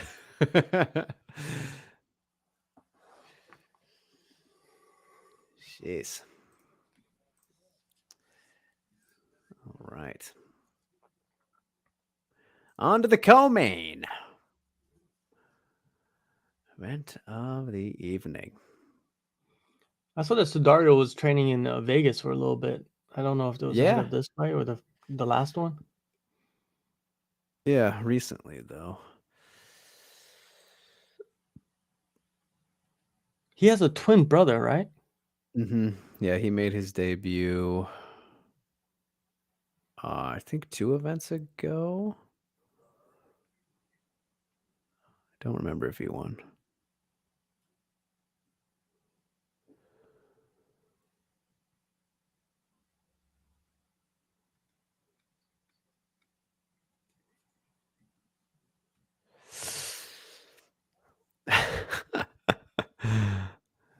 Man, it is crazy seeing him as a sumo and then now. That sumo picture was not a good one. No, it was not flattering. No. I don't know what that was. Aguiar says Sudario taking MMA seriously, which has been pretty cool to see. He trained at Extreme Couture in recent months. Yeah, looks in amazing shape. There it is. Yeah, he was with Francis. See, I love how RIZIN doesn't like shy away from showing those little things that like UFC just doesn't care to show those kind of details. Nah, typically, if I was to compare. Yeah. He's like a straight baby face. Totally. Well, he's like 23 still, I think. He's like a very young guy.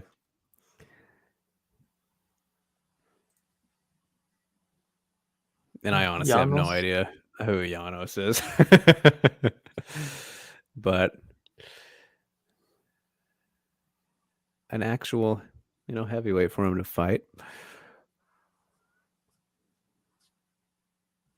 Our boy Shingo helping out with the promo package. The busiest man in MMA. I mean, geez, Sudario has some pretty nasty power. Like his knockouts are always dead. He's kind of like an extreme version of like Volkanovski. Like he was so big, and he just carried that with all the weight dropped off. Yeah. Yeah. Well, how big did he get? Definitely over 300. Yeah. And then he was an athlete at 300 pounds. Yeah. Oh, you mean Volkanovski or Sudario? No, Sudario. Okay, yeah, Volkanovski didn't go over 300. No. But I'm saying Sudario, if he was over 300 pounds, he was doing sumo. So he's basically an athlete at 300 pounds. Yeah. And he shed that down. What does he lose? Like 100 and what? What does he lose? Like 50 kilos? 100 kilos? No, 50 kilos, right? 70 kilos? Something. Yeah, big boy.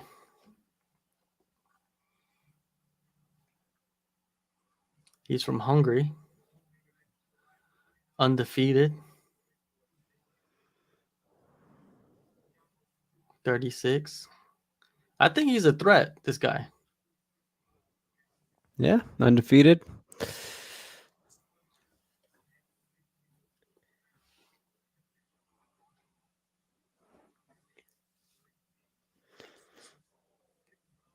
But who did he beat? That's the question. He got like Fedor vibes. Very stoic. Yeah, stoic, and he's like your plumber, or you're like your local handyman. You know, he can fix anything. You got a leak? I'm your man. Yeah, he's like he could fix your car, but then you could also, farm your land at the same time. It ain't much, but it's honest work. Yeah. That's what people say when they don't make money, right?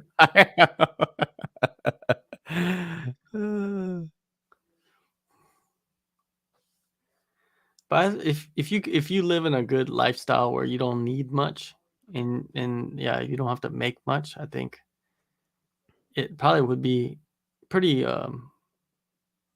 easy living. If you lived in a town or a village or something like that, where right, you had what you needed and you made a little extra cash. Mm-hmm. Go down to the town and get a couple beers. Aguiar says Janos' opponents have a combined of 4-18 record. That ain't too good. That is not promising.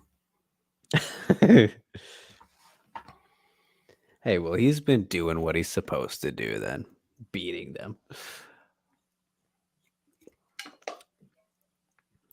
He's 25, so he's still really, really young for heavyweight, especially. Yeah, no doubt.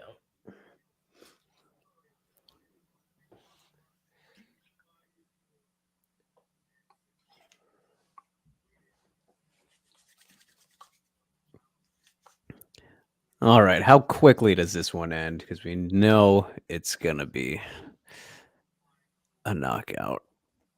I'm going to say 138 specific. I'm thinking under 35 seconds. I'm thinking 47 seconds. This is for some reason that number is popped into either it's 47 or 147. I don't know what it is. So, something with 47. It could be 470 seconds. Sticking to it. Mizon says under 75. All right, let's see who's the. We're doing the Price is Right. Yep. We're doing the price as long as it's under. Okay, I got 1 minute and 47 seconds. He's like anything under 35. It's how do you say his name? Who? Aguiar. Aguiar is anything under 35 seconds is you. Anything under 75 seconds is Mizon. What'd you say? I'm saying 138. That's my pick. Okay, so oh man, that's kind of sucks. My pick is 147. That doesn't give me much leeway, right? Anyways, it doesn't matter. Yeah. I'll take that. The price is wrong, bitch. Iconic scene. Those movies still hold up, man. Oh, totally. Those. Happy Gilmore. What's Billy Madison? Yeah, Billy Madison. Oh god. Well, Doyle rules. The best. Billy Madison. Yeah. Aguiar's first name is Chris as well. So shouts to him. Always does good work. And a huge Siwoo Park stan. So. Michonne. All right, Michonne. There we go. Always got to get our pronunciation. Under 75 seconds. Oh yeah, Chris we got is under 35. So, forgot to mention Joe Mama's parlay was killed with that last fight. Boyd Allen, that's right, killed it for him. He disappeared from the comments. Yep, he's like, "Fuck it, I'm out of here." Poor guy. I mean, honestly, I don't think no one expected it to go that way. So no shame there, Joe. Boyd had a chance on the feet, but he was not given that. He was not given that opportunity. Yauchi said, "Fuck your parlay." Does Sudario look like he's in better shape than previous fights, or? Oh yeah, totally. Look at his traps. He looks slimmer, huh? Yeah, he's looking real good. Nope, he's still here. Probably not too happy. Oh, okay. He says he has one more. Oh, you did multiple? I missed it. You got here. Let me see what else you got going. Janos is bigger. He's a big fucking guy. Yeah. Yeah. All right, here. I'll check your parlay after this. What's your how quick? Hurry, Joe Mama. How quick do you think this is ending? We got our picks in. 138 for me. But John, you're still 147. 147. Let's go. 75. Here we are. Let's see. 35 says Chris. 35 seconds. I think Chris is gonna die out real quick. Yeah, I know. These guys are starting pretty slow. Yep. Dwindling. But it only takes one. Exactly. Leg kick. Ooh. Right from Sudario. And he's about to lose. Yep, no punches up high yet. Jab there from Sudario, and Chris is out on his pick. Fast, man, for a heavyweight. Yeah. Working that leg still. Oh, coming in. Oh, it's gonna wrestle. Maybe we're all gonna be wrong here. Oh, Michonne is coming up that 75 mark. Yeah. Janos is killing our predictions. Got the over-under. Gets reversed in the corner by Sudario up against the ropes. All right. There goes Michonne's prediction. Yeah, well, I think we're all going to be wrong here unless something flies. Oh, big overhand. Almost. As Janos goes for his defense is not that bad. Yeah.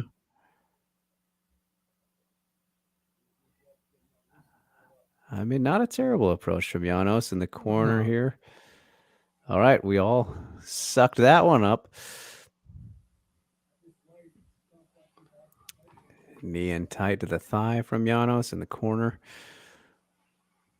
Knee warfare, as I like to call it when they're in the clinch like this. Sneaking a right hand over the top. Knees to the knee from Sudario. Janos fires one back.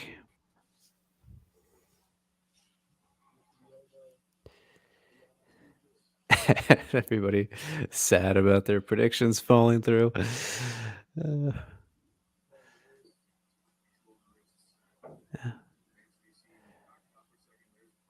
Janos is in it to win. He's not messing around. His knees kind of right now. Foot stomps. Making it ugly. Separate. Yeah. Sudario flips him around. They're holding hands. He's trying to block in the He's getting jumping for the gilly. Yeah, he's jumping off the gilly. Not a chance. Yeah. He's giving his back up. Oh my God! What a trip, dude! He flopped like a sack of potatoes. Did Sudario? Yeah, that looked painful. He just got launched. Oh, knee on the neck. He got the knee on the neck. George Floyd in him. Too soon. Yeah. Yeah. I mean, that's the first thing. Kanye West is getting sued. Do you see that? Really? No, for that. By the family of George Floyd, because he's been saying some crazy stuff about that situation. Oh my. Oh, now it's getting interesting. Yep. Minute. This has been a long first round. Jesus. Yeah. I love going back to that low kick for Sudario.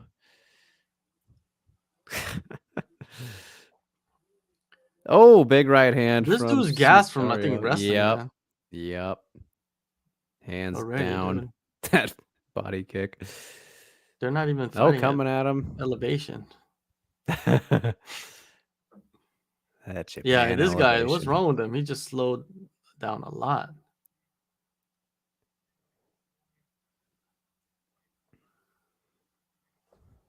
Oh my God. Yeah, there you go.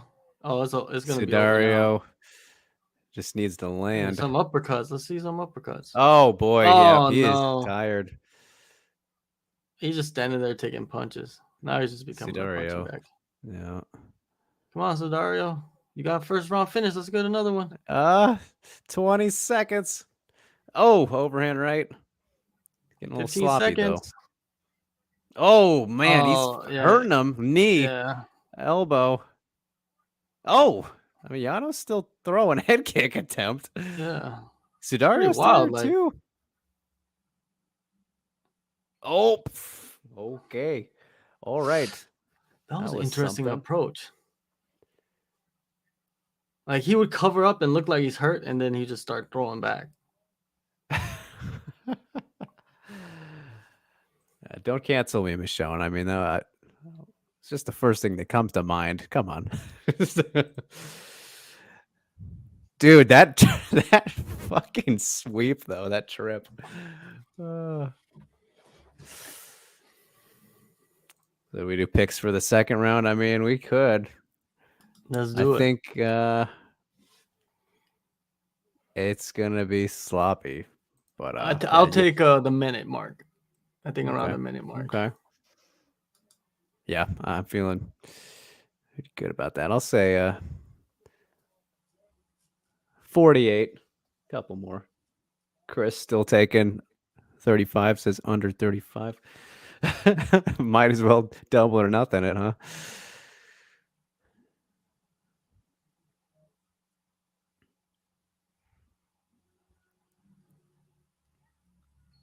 Who has more left? Right to the low calf kick there from Sudario.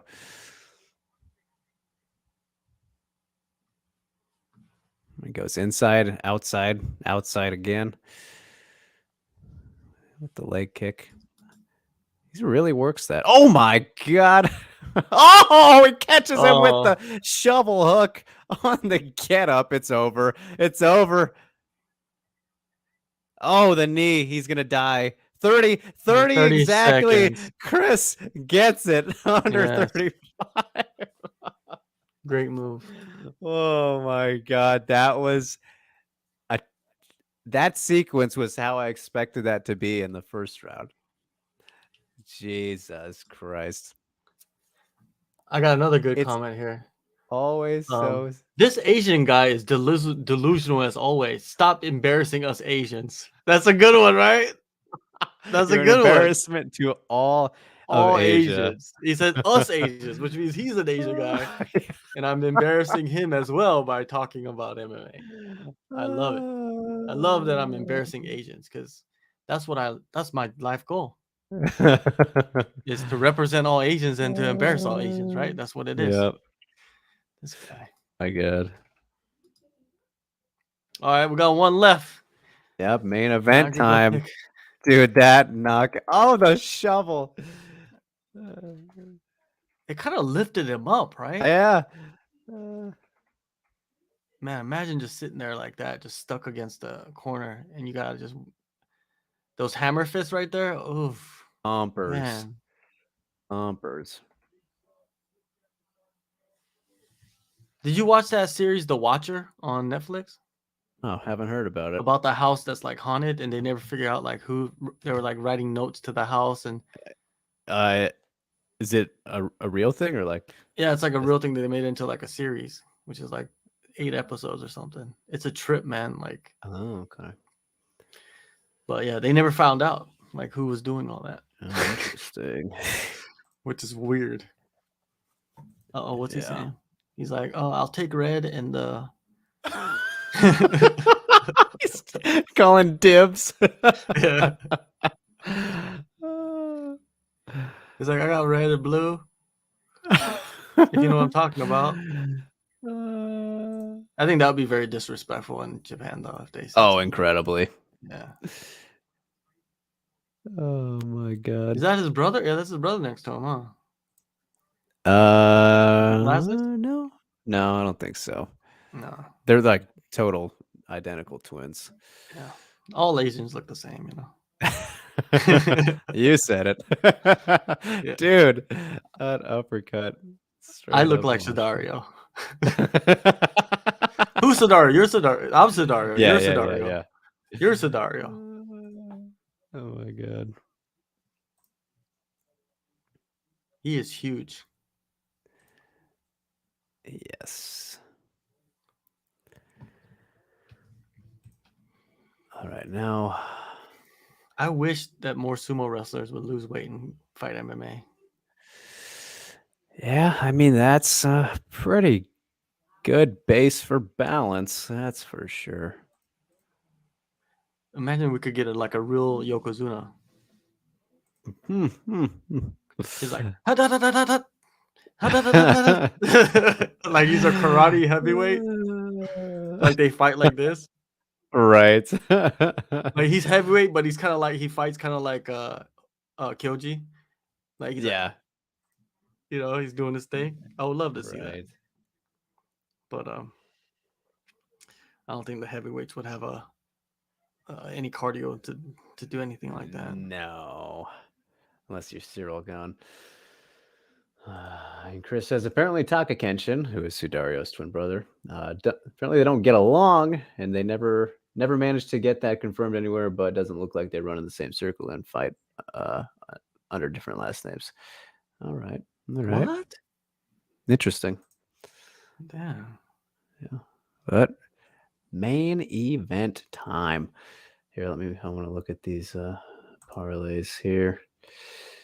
Tezuka, Shida. He did a couple of them. Takeda, Usami, Abe. All right, so he still has hope on that one. Just needs the clever win. It's Sudario, clever, Takeda. Oh yeah, so he's still got some wins in here. Potentially, all hinging on clever. That Boyd Allen one is done, so clever, Sudario, Boyd, that one's done. All right, so Joe Mama's got some money to throw around, apparently. Clever time. Man, so this is... I mean, Ushiku, as I was saying earlier, like, very smart champion. Obviously very much focuses on his task at hand. And when I talked to him before this fight, I was asking him, like,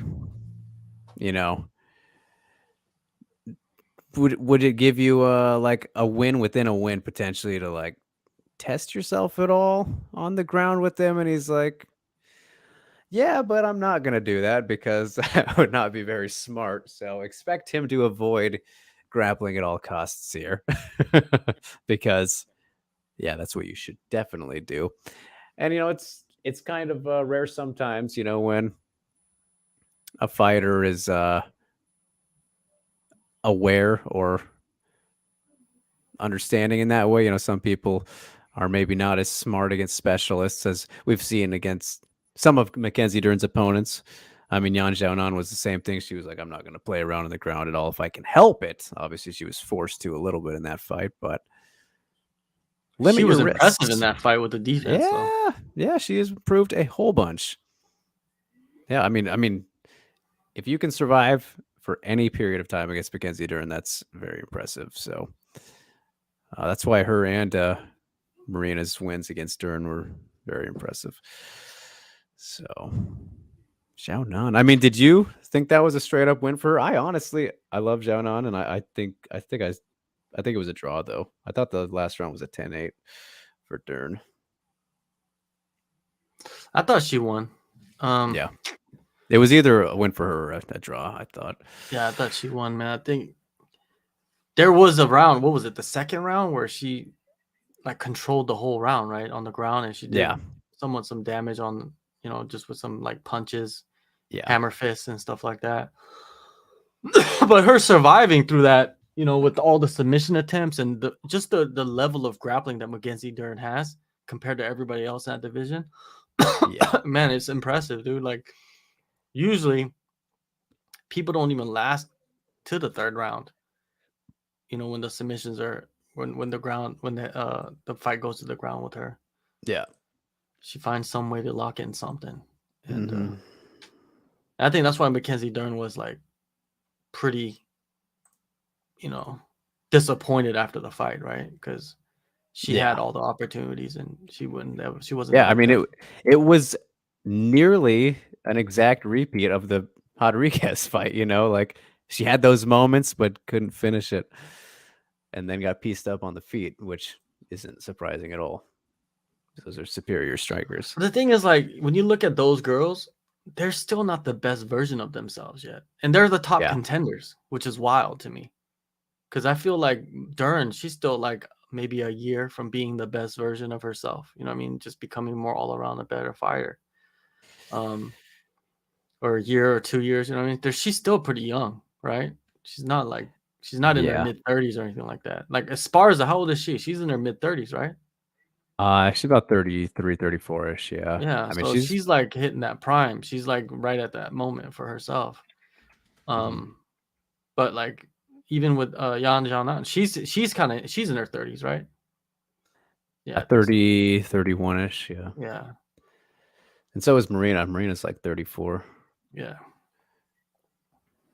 So Dern has time, man. She's and I think the UFC, they like her enough to where they're going to give her opportunities when they come along. Yeah.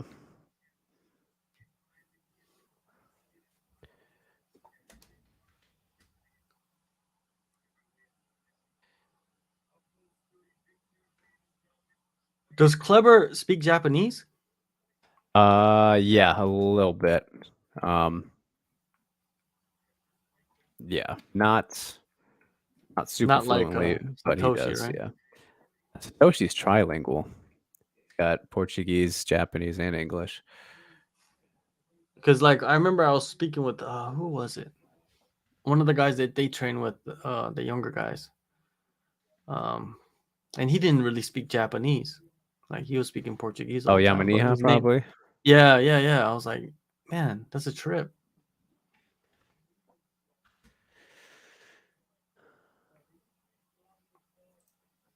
Let's see. But I guess that's like Machida, right? Yeah. Chris says, I know RIZIN doesn't have a big pool of heavyweights. Nope. But how long until they create a belt for Sudario so that Shrek can knock him out of the rematch? Not happening. Neither of those things are happening. And Michonne says, yes, he lived in Japan for most of his life. Kleber, yeah. I think so. At least half. But former KSW champ, yeah. Exactly. Great career he's already had. And my goodness, it took him a while to get this. Should have had his title shot much sooner. But, I mean, Ushiku is a double champ organization-wise. He's also the deep lightweight champ, so he's kind of been having to go back and forth. Busy man. So maybe that's been a part of the holdup, but come on, let's get it in. Let's stop. You guys should have done this in the back. That's Satoshi getting off the commentary table. The level of grappling, dude, that they have is just insanity. Ridiculous.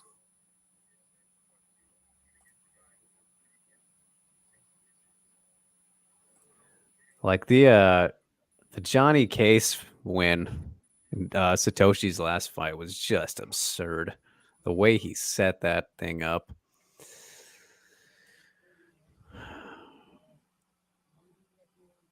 Like I would just die to see Satoshi and Oliveira. So yeah, because it's just like submission to submission, right? Scramble to submission.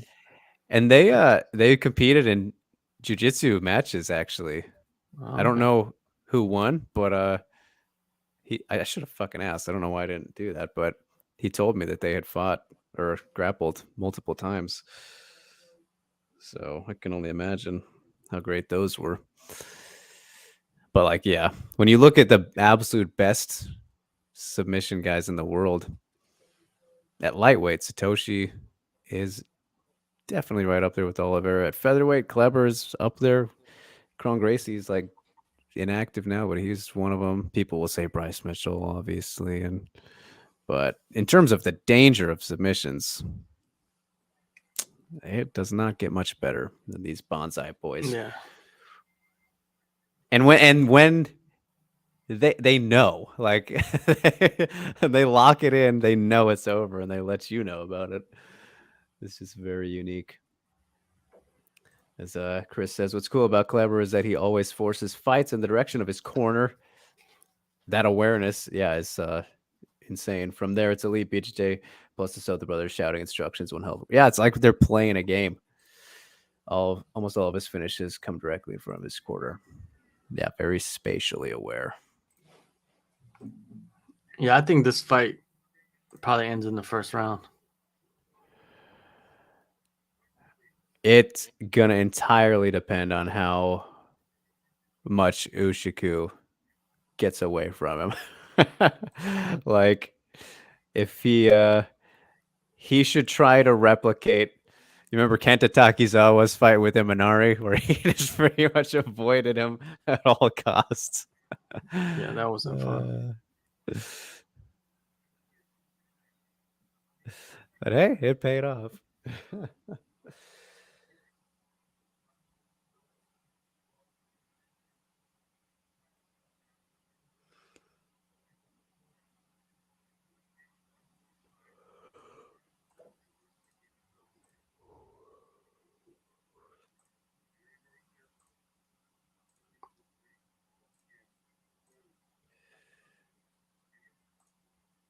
Let's see here. Ushiku getting patted down.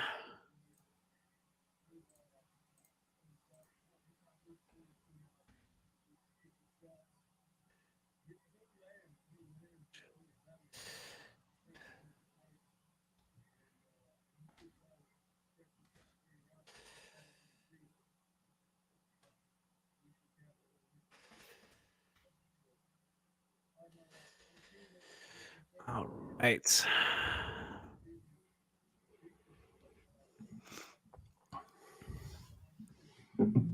I mean, yeah. Ushiku just has to be very careful. For real. Very careful. And he's got a lot of great grappling grapplers around him and whatnot. Obviously trains with Sekizawa, who is just a prodigy, sensational. Wow. So, which means their grappling coaches are probably really top notch.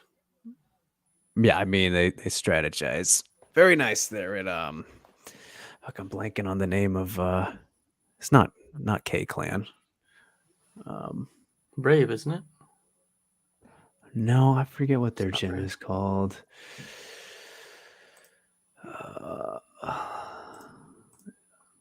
It might be K Clan. Have you noticed like no gym in Japan is called Samurai anything? Yeah, that is a good point. But if you go overseas, there's all kinds of Samurai, Muay Thai, Samurai, Right, BJJ, Samurai, whatever. They're like, yeah, Is it a national anthem? Might be. Oh, it is. Showing 12 p.m. for you. All right. I don't know if they've ever done the national anthem, have they? Interesting. Yeah. That's new. Why are they extending this for? I think we haven't gone long enough. I mean, this is perfect time for me. We're getting right before 4, and I'm good. 11 a.m. for Chris, yeah. You overseas geeks.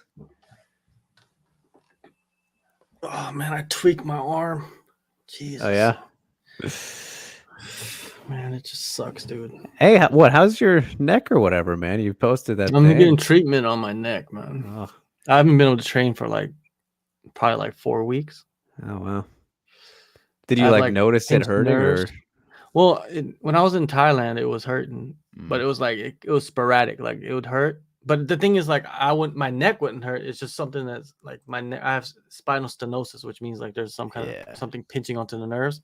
So there's in my shoulder blade there would be these knots that would hurt, and then you would feel shooting pain down the nerves of your arm and to the fingertips. So like I would have that sporadically. So I'd go get treatment, like get a physio, and then they would like massage it out, and then I'll be good for like 5 days or so, and then I'll train again and they come back. Then over here, for some reason, I went to wrestling. And then after that wrestling, I must have tweaked it really bad because like I was like driving my car with this hand, and it was pain, like from my back all the way down to my arms like this, just shooting. I was like, and I was going to practice.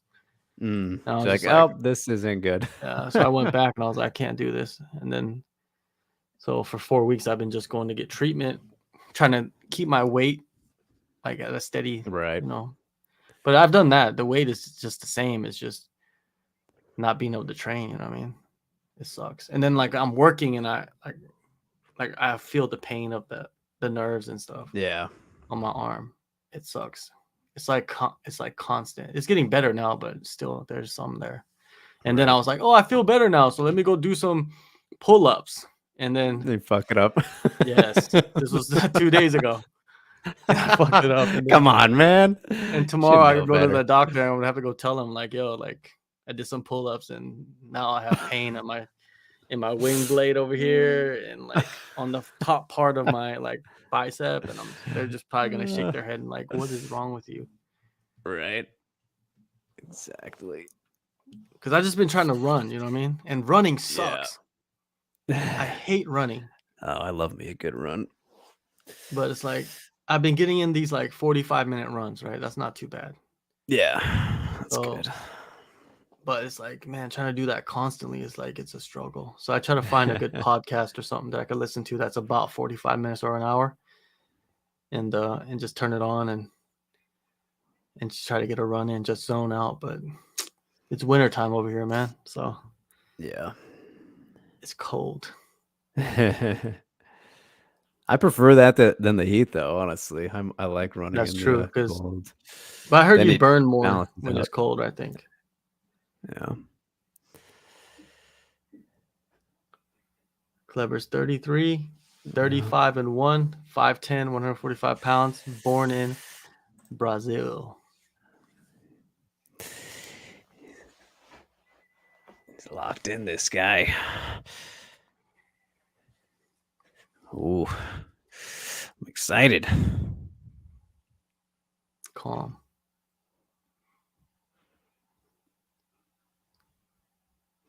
All right, guys, in the chat, if you want to throw some predictions down again on the time, why not? Doesn't hurt. We did it for the last one. I say 3 minutes. Let's go by round, like in the round. 3 minutes. I'm going 3 minutes. Don't do 259, please. Make it even, even number. Yeah. Michonne taking second round. I think it'll make second round as well. I'm going to say. Chris is saying under 2 minutes. So I'm going to say 3 minute, around the 3 minute mark in round 2. Clever is zoned, though. Oh, boy. Michonne, Clever sub second round, probably under 3. All right, we're kind of same there. That's I feel about that, yeah. Here we go. Touching gloves. You're underway. Ooh, a little bit of an oblique there right away from the champ. Kick up high from Clever. Blocked. Inside low kick from the champ. Head kick. Oh man. No, first takedown. Ushiku goes for the guillotine. What? Dumb move. And now he's in guard. He's hanging on tight, though. Wow. Got picked up and dropped within about 35 seconds. Man. Trying to break away. Create the scramble. I think that's a bad idea. Oh boy. Yep, good roll. Now he's in half guard. Yep. Danger zone, though. Yeah, constant danger. Right here. He's gonna handcuff. He's gonna do the Dagestani handcuff. Wow. Look, he's wrapping around. Yep. Lost it. Okay, lost it, but he's flattened him down. Oh my! This is not good at all. Yep. Dry, nice and dry. Yeah. Dry like body. Some wheat toast in the at a truck stop. Sourdough. Yeah. I've got locked in half. Oh, the 2-minute mark is coming. Yep. Oh, dude. Ushiku He's got the lockdown.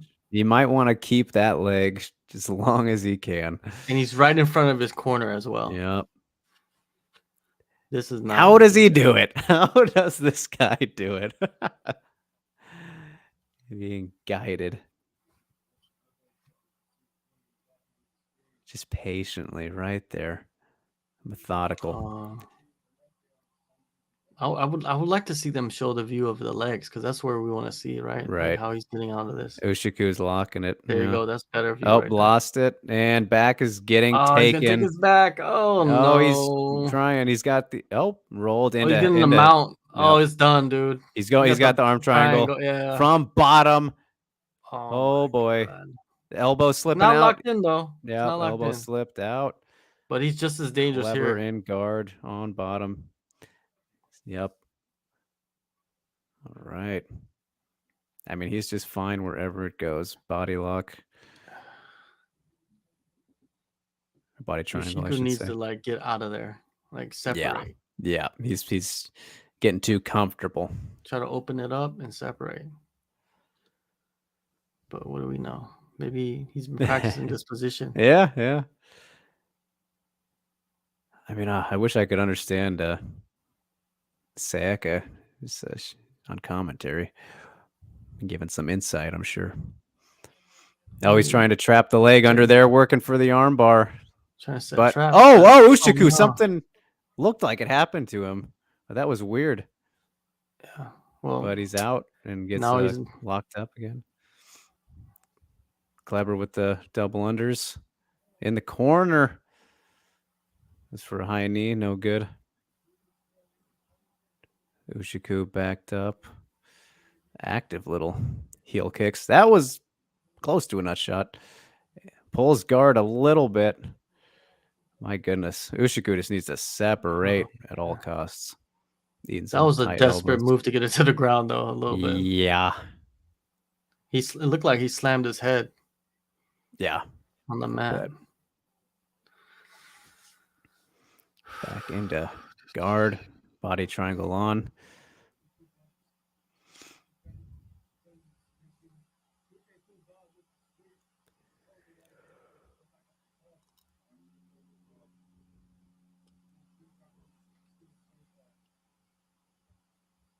Being patient. Ushiku keeping the forehead to the chest. Limiting the space.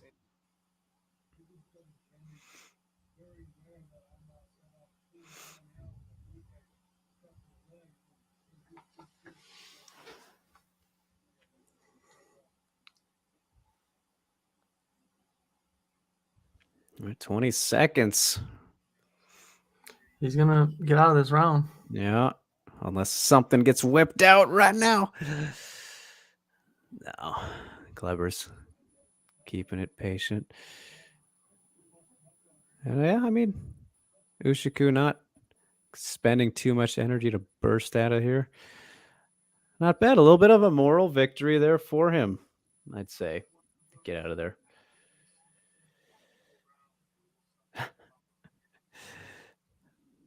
But I think when Clever gets into like deep into the rounds, I think he's gassed before.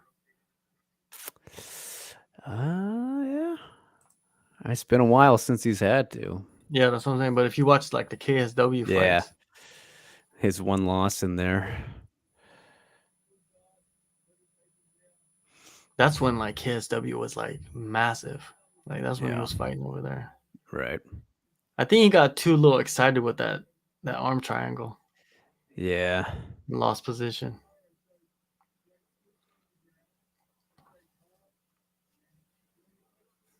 Yeah, Joe, you got a lot riding here on your parlays. It's all on Clever. Some money to be made. We'll see here. This should be interesting. Second round, 3-minute mark. We're feeling.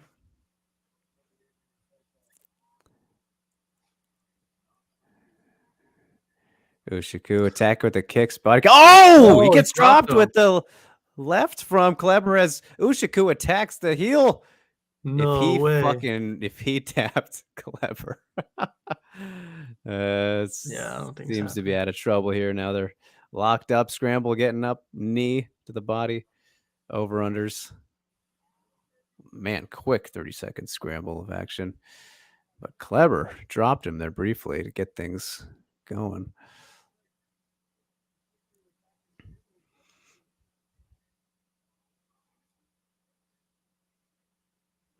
Double unders from Ushiku, but he's getting dragged down. Headlock. Oh boy, bad position. The arm's getting trapped. Yeah, look at him. The triangle, it's over. Oh, Triangle's locked in. Yeah, it's done. He knows. Yeah. He's talking already. Wow. Yep, triangle. Look at Ushiku is in trouble. Wow. He's talking already, dude. He's got to get that arm, though. Dude, is he sleeping? No, he's sleeping. I think he's sleeping, dude. Check the arm.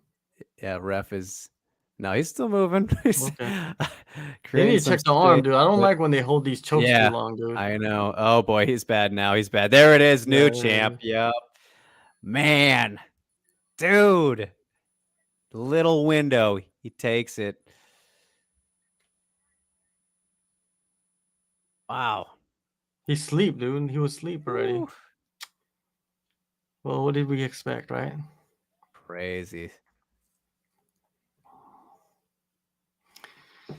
Well, brilliant. There you go. There's the new champ. Champ.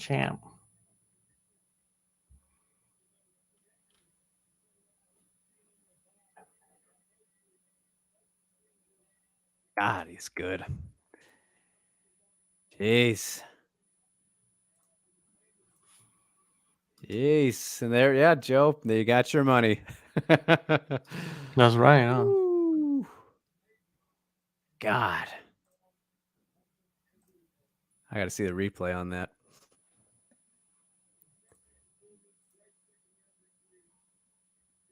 There's the family, I assume. So some random strangers.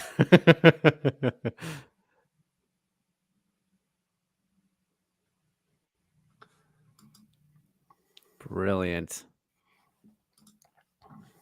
Yeah, bonsai. Got it. Well, I'm gonna shut it down, man. I'm gonna go lay down. Dude, I've had a long weekend. And I think I might not even watch the fights tonight. Just go sleep. Had enough. Yeah, for real. It's just it's rough, man. All right, Drake. Oh, we'll probably do this one next. What is it? Next week? 2 weeks. RIZIN Landmark 4. We'll see what happens. Yeah, we'll see what we're doing, what we're up to. But yeah, appreciate everybody tuning in. Good old fun time. Yeah. And we were a little bit late, but some good action, some good talking points, and my goodness, a new champion. Crazy times. Appreciate you guys. John, want to leave the people with anything to go follow you? Yeah, go follow me on social media right here. Boom, boom. And go subscribe to the All-Star. That's my company. That's my channel. That's what I work for. Go over there, go look at all the anti-Asian hate on there. This Chinese bastard. Exactly, right? A disgrace to Asians. Exactly. That's what I'm here for. I'm a target now. It was good. I think, before I became a target, you didn't really, when people didn't know you as well. Right. Like they didn't know you as well, who you are, you know what I mean? Like you didn't get the hate as much, but that's why the hate comes, because you're known more, you're doing more things, right? Exactly. So I take it what it is, man. I don't trip about it. I'm gonna go and forget about it right now. I think it's funny. But anyways, thanks, Greg, man. I'll hit you up, man. All right, man. For sure. Later. Later. All right, you guys. Now, wrap it up here just a little bit. Just kind of want to. Oh my goodness, what is this brand new champagne bottle thing with wings on it? They're always coming out with little additional presents for everybody. Absolute madness. Not too bad. Pretty fun event for the most part. But anyways, yeah, thanks again to all of you who did tune in, whether it was your first time here or you were here last time. Always trying to do some good Ryzen stuff, and who knows, maybe we'll bring it to the MMA Mania channel at some point, because that's where you can find me and all my stuff. MMAmania.com for all your MMA needs. Like, share, and subscribe over there. Hit the notification bell on the channel. I have my weekly podcast, WMMania Mania, on Tuesdays at 12 p.m. Pacific time over there, obviously, and everything else I do. And Broad Horizon, monthly RIZIN talk show, the MMA hour equivalent for RIZIN, if you will. Just had episode 20 this month, so 21 will be the next one. We'll get working on that here soon. Maybe try and get the champ on. Wouldn't be a terrible guest, as they're having a moment here. Dreams coming true. Those are kind of my shameless plugs. Get them out of the way. And obviously you can follow me at DrakeRiggs_ on the Twitter and Instagram if you would like. But yeah, just good, chill fun. Sorry, you guys. Go to bed now if you're on my time zone, or if you're in the morning. Enjoy the rest of your day and whatnot. But I'm going to go to bed. Good way to end it. A lot of MMA, as John said. As we'll leave things off with a comment from Chris Santoshi and Kleber defending their belts on the same card is a necessity now.